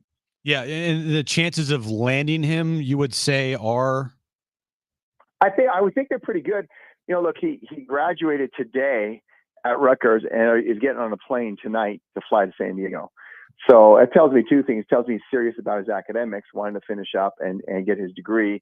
And also tells me he's serious about San Diego State because he quickly got on a plane to San Diego State to check it out. So I think he's pretty serious. And look, the X factor in all this is Agueka Rope, who is also from South Sudan and also Dinka tribe, which he is, I believe, as well. So there'll be a definitely connection there. I mean, in the South Sudanese community, across the country, AG is revered. I mean, he played in the Final Four. It's what every kid grows up dreaming to do, and not very many South Sudanese players have done that. And so I think there'll be an instant connection, and I think that's sort of a secret sauce to San Diego State recruiting, particularly with these players. Mark Ziegler from the UT with us right now on Jon and Jim. You also wrote about the quote-unquote newcomers. I mean, the transfers coming in, there'll be freshmen as well.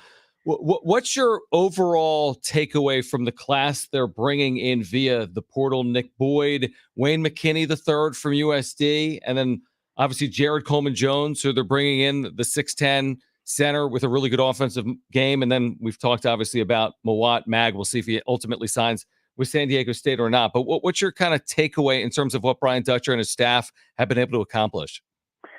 Well, they resisted kind of what you see a lot around the country. And I think a lot of people get caught up with who won the transfer portal. And they look at stats and they look at, what they averaged their last school. And they don't really look at whether that player fits into a style or a system. I think a lot of coaches now are just collecting talent and hoping, that believe enough in their own ability to stick them into a system and get them playing together in a very short period of time. I'm sensing that San Diego State's taking a different approach to this, partly because they just don't have the NIL to go after some of these guys, but partly because they're all about fit and they're all about culture, and they want to bring in guys that are going to understand that culture and embrace it. And so all three of these guys, when I talk to them, the first thing they say is, I just want to win. I'm just coming here to win.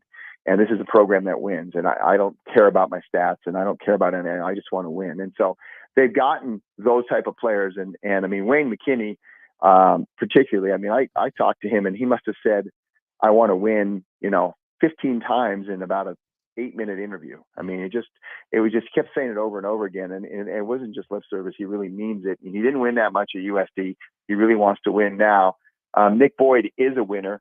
He took, he was a point guard and leader on a team that went to the Final Four from an even smaller conference than San Diego State, and very impressive with Florida Atlantic. And then Jared Coleman-Jones, I was really blown away when I spoke with him. Really, really mature guy. Talked a lot about, look, I'm not a great defensive player, and I want to become good defensively, and I'm not going to play at the next level if I don't become good defensively. And this was a no-brainer for me. And there were some other really big-time schools that were interested in him, and he just canceled all the visits to him as soon as San Diego State offered him. And so they all kind of have that same attitude and coachability, and I think Mag would fit into that group as well. So there is a similarity in the players they're bringing in. It might not be in the big numbers or the all from power conference schools, but this is a similarity. It's not official yet, but this NIL tournament is going to happen. San Diego State likely going to be in this tournament. The impact that this thing is going to have on this year's team and program are what? Well, I think the biggest impact might even be next year, because look, the NIL, you just don't know what it's going to be one year to the next. And they raised a ton more money. I mean, the Mace Foundation did an incredible job. Jeff Smith worked really hard. And people forget, this guy has a real big-time job in real estate. And he's doing this all on his own time, on the side, because he loves the program. And so he got him over $1 million. And I think if all of us would have said, $1 million, in the spring of 24, you're going to be right there. Well, as we've seen in the last few days, particularly with Ray Osobor going to Washington for a reported $2 million, that's not anywhere near enough. And I think what this NIL tournament does is it instantly doubles that to $2 million. It's still not in the ballpark of some of the top teams in the country, the Sweet 16 type teams they've been competing with, but it gets them a lot closer. And I think the key is, and we talked about this before, is, unlike previous seasons, San Diego State has played very veteran lineups. A lot of guys graduating, a lot of guys moving on COVID years. Next year, they're going to be playing a lot of, it's not, the whole team's not going to be young and freshmen, but they are going to probably play some freshmen or redshirt freshmen or sophomores and in pretty significant minutes. And if one or two or three of them blow up and have a big season, people are going to come after them with some big money NIL. And that's where I think that extra $1 million from the NIL tournament helps. And the ability to earn more money in future years, as a 3-year commitment, helps them maybe keep one or two or all of them, those young guys. And that's where the NIL is really, the rubber is really going to hit the road in San Diego State. I think it's going to be next spring. Mark Ziegler, UT, with us right now on Jon and Jim. I'm curious to get your opinion on this, Mark. What's the impact of this NIL tournament on other quote unquote preseason events? They're called MTEs, but for our listeners, so like those tournaments that occur in November and December. Like, what does this mean for the Maui Invitational? And what does this mean for San Diego State's future in playing an event like the Maui Invitational now that they're committed to Vegas potentially for 3 years, which makes a lot of sense because of the financial implications of it? Well, you saw today the Maui Invitational announced its field for 2025, which to me is a little interesting that they're looking that far ahead and trying to lock teams in. I think in these events, you're going to see much bigger buyout clauses to get out of them, particularly something like Maui. We know the Rady Children's Invitational that was at UCSD last year, supposed to have Notre Dame in November over Thanksgiving week. Notre Dame's supposed to be in this NIL tournament. The buyout's $200,000, which if you're going to a tournament that's going to pay you $1 million in each of 3 years is nothing. You pay it, you move on. And so I think you'll see bigger buyouts, but I also think you're going to see some of these fields start to shrink unless they can go find comparable money. And you saw Creighton just pulled out the Battle for Atlantis, which many people considered the second biggest non-conference tournament after Maui. They pulled out of that. I suspect we'll see in the next week or so, you'll see Notre Dame officially pull out of the Rady Children's Invitational. And the Maui field that was announced for 2025, it's okay, but there's not a lot of blue bloods in it. And I think the blue bloods are all going to be coming to this NIL event next year. And so it's going to be a shift. The question is going to be, the money people behind this are obviously going to be willing to lose money in the early years. And whether this is sustainable beyond those 3 years is the big question. But I think in the short term, it's going to affect those tournaments. And you'll see diminished fields, and you'll see all those big teams trying to get into the NIL deal in Vegas or other similar NIL tournaments popping up around the country. What, in your opinion, you think the reasons were that Jaden wasn't invited to the NBA Combine? Age. Yeah. I think it just comes down to that. Look, there's been plenty of tape out there. There's plenty of evidence. The guy averaged 30 a game the first two games of the NCAA tournament, and then he played the clear best team in the country, not even close. In the Sweet 16, had 15 in the first half with Donovan Clingan, who could be the number one pick in the draft, covering him. So there's no doubt he's of his ability. I think the thing that NBA teams look at, and maybe to a fault, is that he's going to be 25 in July. By the time you get done with your first NBA contract, you're close to 30. And it's just they'd rather have a guy who's 19 and develop him and get him in his, the big production years of, 24 to 28. And so I think that's the biggest issue with him. But the flip side of this is I think he'll end up having a better chance. I don't know if this makes sense or not, of sticking with an NBA team if he is not drafted, because you don't want to get picked by those teams in the 50 to 60 range. Those are all playoff teams. Those are all teams contending for the title. Those are all teams with rosters that are set. It's hard to crack those. This way, if he doesn't get drafted, he can pick his team, pick a spot that he thinks he has the best chance of playing. You look at Nathan Mensah, he ended up with Charlotte. Not a great team, but he got into the NBA, got minutes in the NBA. If he had been on, Denver or someone else, he might not have seen the floor. So I think he'll have a shot still, and he's a finished product. He's ready to go, and maybe some team sees something in him and he performs, and he could be ready to play this year. But I think it just comes down to age, to answer your question. Mark, you look at some of the players that have left via the portal. Obviously, Lamont, talked about significantly heading to Kentucky, and then Elijah was a late entrant into the portal. He ends up at the University of Virginia. Micah, we learned early on, ends up at Ohio State. What do you think? And I know we're so far out, but how will these players fit? Obviously, NIL's a part of the conversation, you would think, to some level for some of these players, but maybe it's not the only part of it. How will they do in their next stops? It's going to be really fascinating to watch. I think it'll be interesting to see if any of them start. I don't think Micah will start. I don't think Elijah will start based on their roster. Lamont, you'd think, would start, but they just got Kerkrisa from West Virginia, who started a ton of college basketball games just as Lamont has, and is a point guard. So maybe they'll start both of them together, or maybe one of them comes off the bench. So that will be a position battle, and we'll have to wait and see on that one. But it's hard, particularly when you've been in a program like a guy like the Lamont. He's been in the program for 4 years.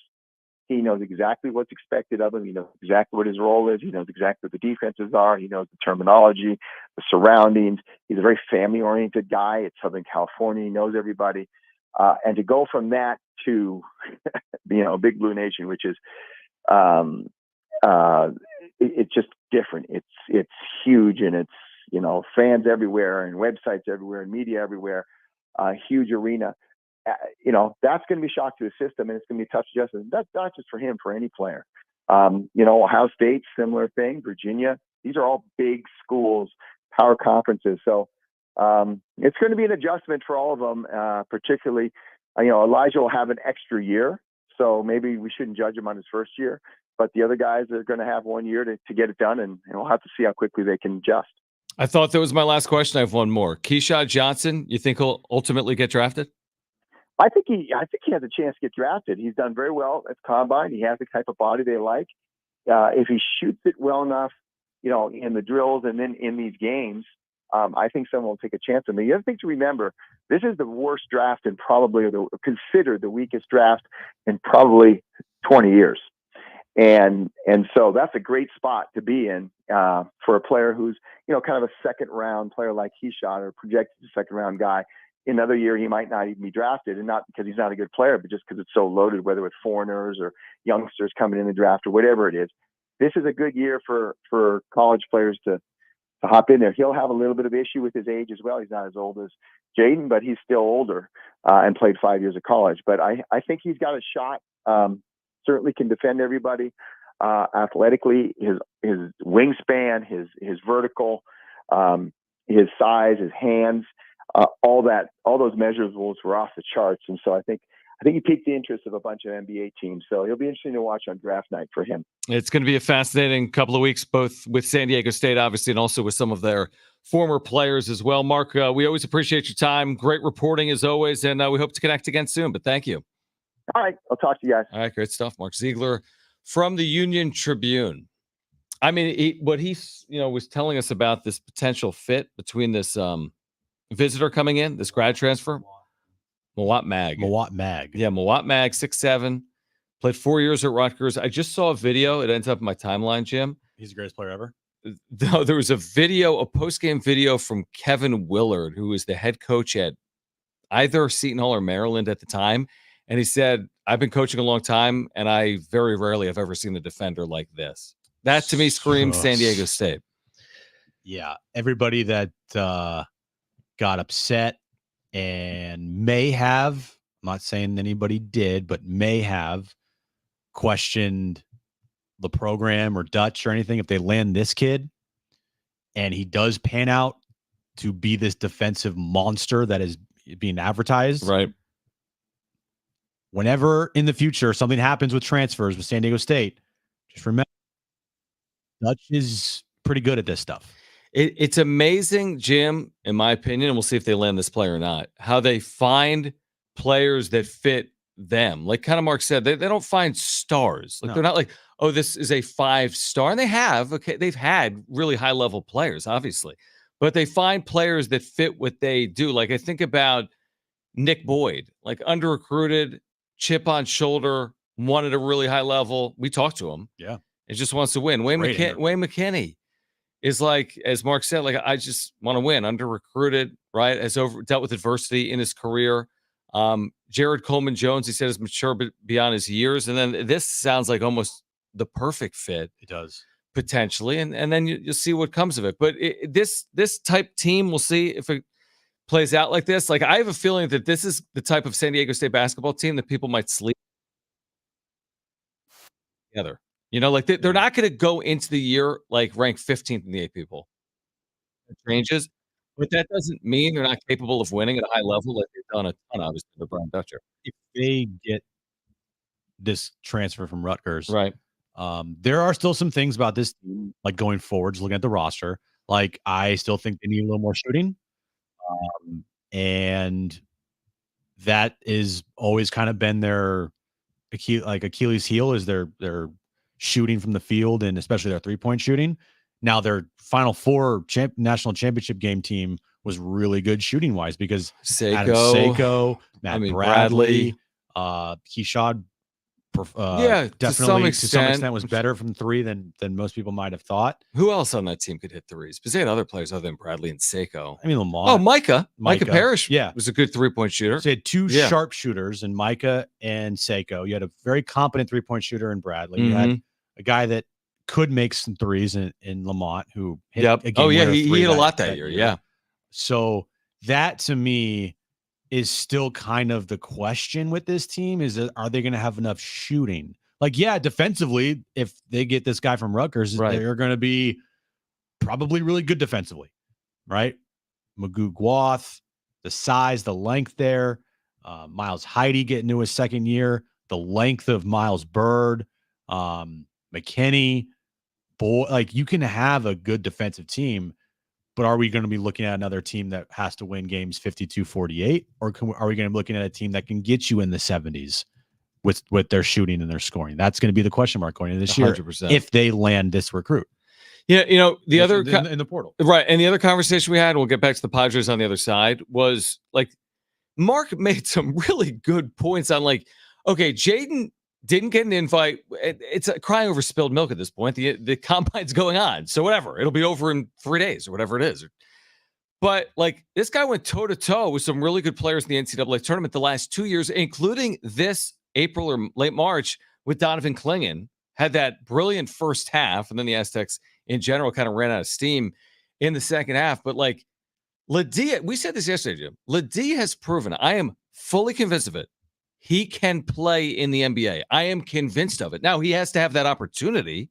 He can't create that for himself. Others need to play a role in that as well. But nobody can convince me, after watching Jaden Ledee this past year, that he's not capable of contributing in the NBA right now. Because he has skills that play at the NBA level. His size, his rebounding, his mid-range game. It's the defense and the age part of it, which is, I mean, if you want to go the age, okay, fine. But if you look at him, he's got an NBA body. And I would say the athleticism. Like he's not a guy that plays above the rim for his size. He's more of a post up, back you down, also can, hit from the mid range and potentially hit a couple threes or give you some type of outside shooting to lengthen the court. But the athleticism is not top notch. And his age, I guess, if you want to say that's a discredit to him or like something against him. I guess being drafted, but I shouldn't take away his ability to contribute though in the NBA, because they're not gonna be like, hey, he's really good, but he's 25. And his defense. But I feel like his defense was like last year. I thought his defense was almost like underrated because of his physicality. He just gets in your way. He's fine, but he's not a shot blocker. He's not a guy that's gonna live above the rim. He's not gonna scare anybody down low, like defensively. That's a factor. But again, to the point, we're nitpicking here. I think dude's an NBA player. He's playing in the NBA next year. Should be in the NBA. Yeah, I will be. I'm fully convinced Jaden Ledee will play in the NBA next year. I hope I'm right. On the other side, Padres Rockies game 2. Can it turn this season around? That's next.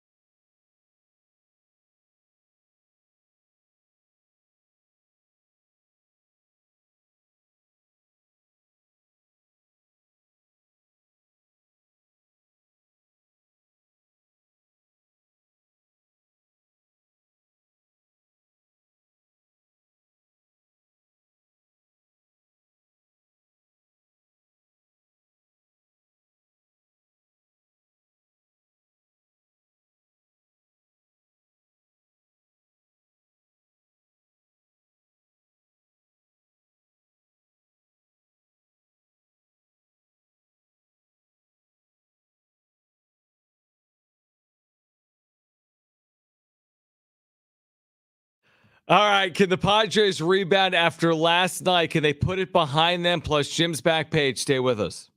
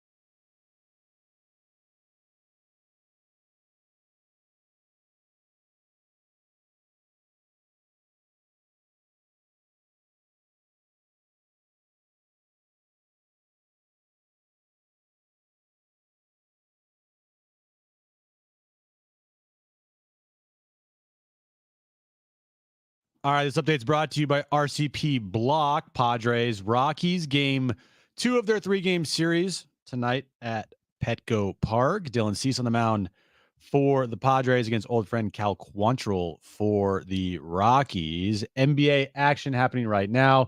Game 5 between the Knicks and the Pacers. Knicks lead that game 31-26 with a minute 36 left in the first quarter there. And at 7:30 tonight, Timberwolves and Nuggets, game 5 of that series, with it being tied at 2 games apiece. Backyard plans, retaining wall, easy.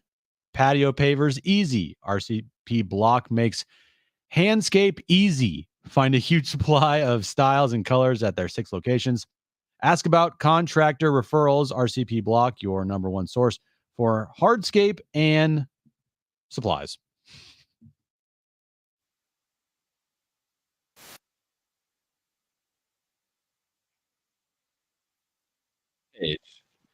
Let's begin the season anew. They're 22-22. It's like starting it, 0-0, whatever it is. It's like opening day. Okay, they're 22-22.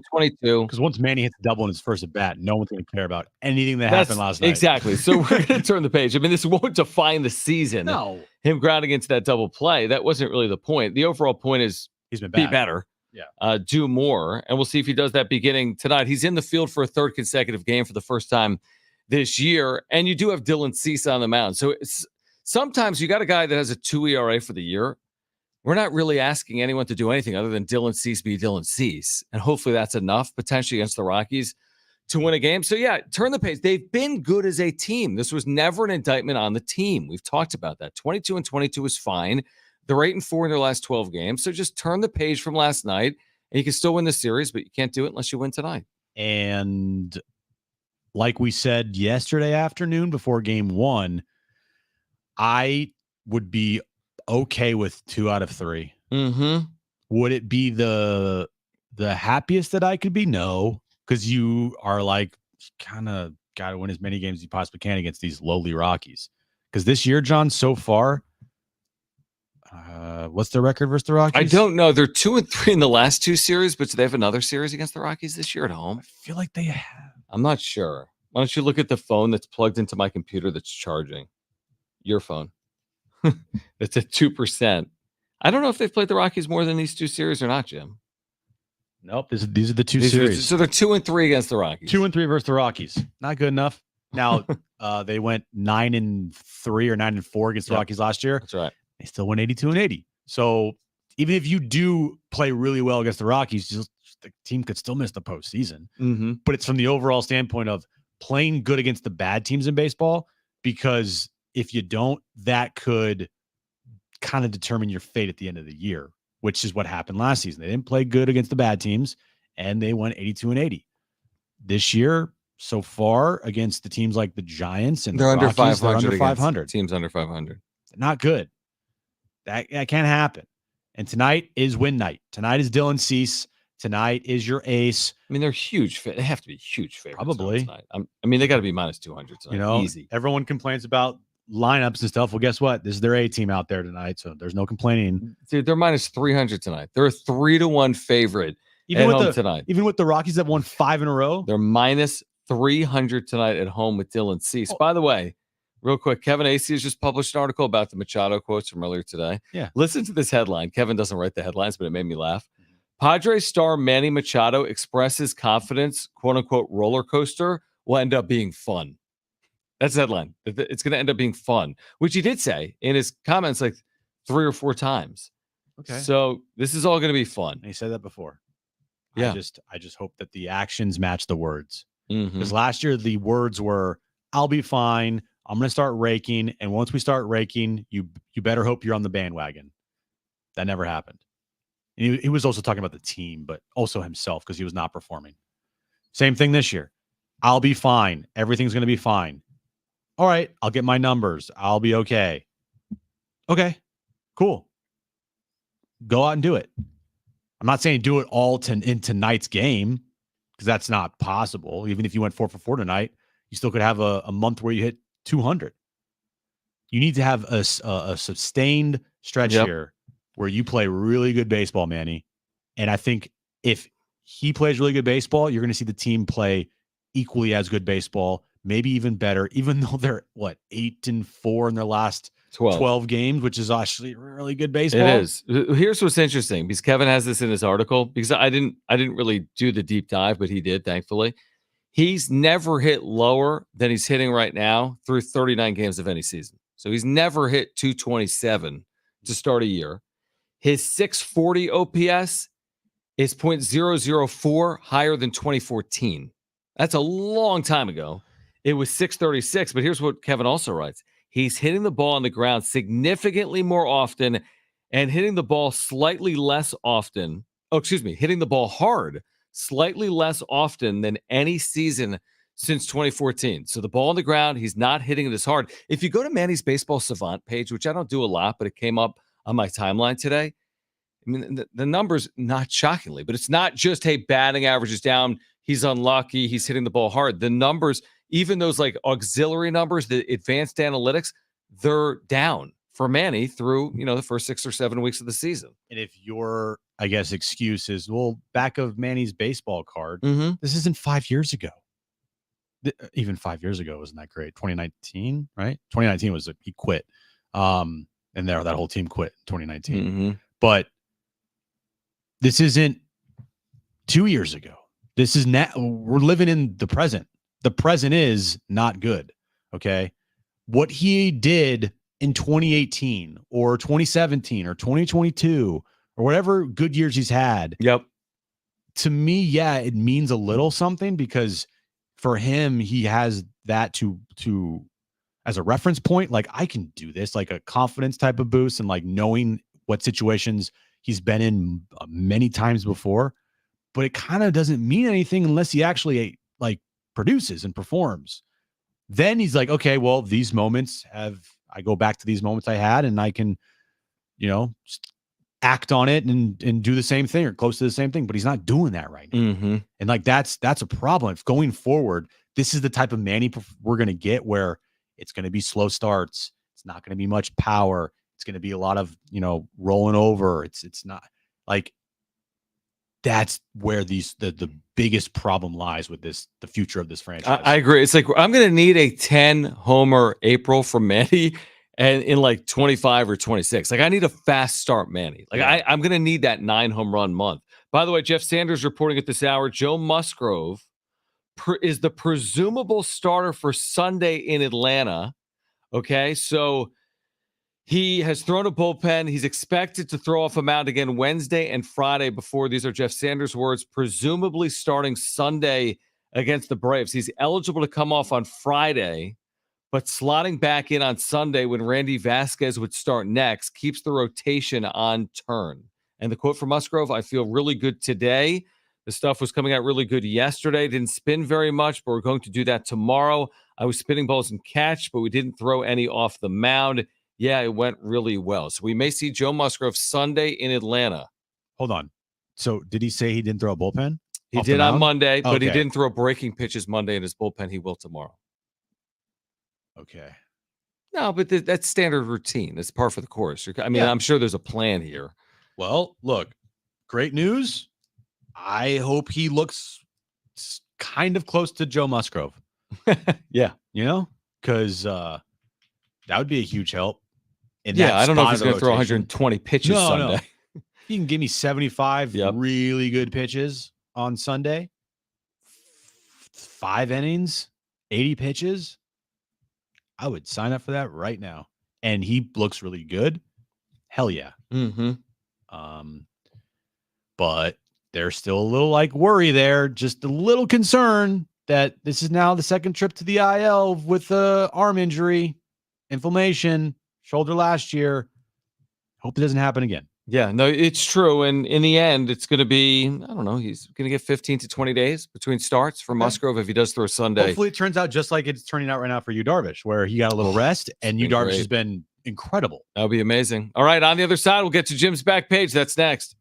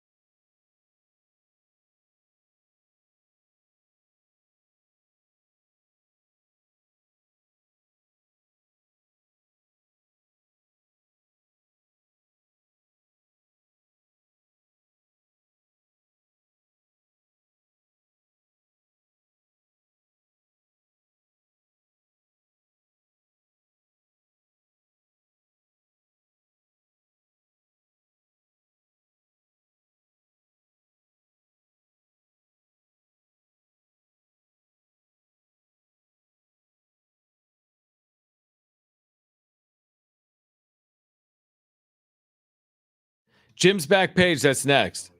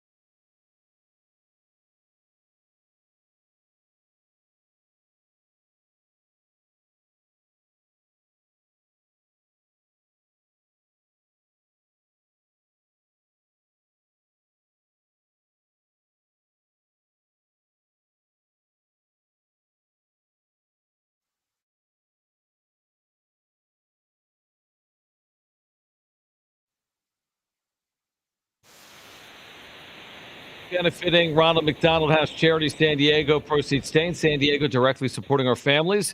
Funds raised during Red Shoe Day support lodging, meals, emotional support, and family day services provided by the house at no cost to families. Our iHeart team for Red Shoe Day will be collecting donations at the intersection of Balboa Avenue and Ruffin Road Wednesday, May 22nd, 7 a.m. to 9:30 a.m. Okay, so you were very, very hot today, John. Yes. But yes. I feel like it started maybe with this story that came out earlier this Wait, afternoon. are we going to not do the open? No, this is not part of Okay. Screw it. Do the open, Do Brett. the open. My bad. Thank you. My bad.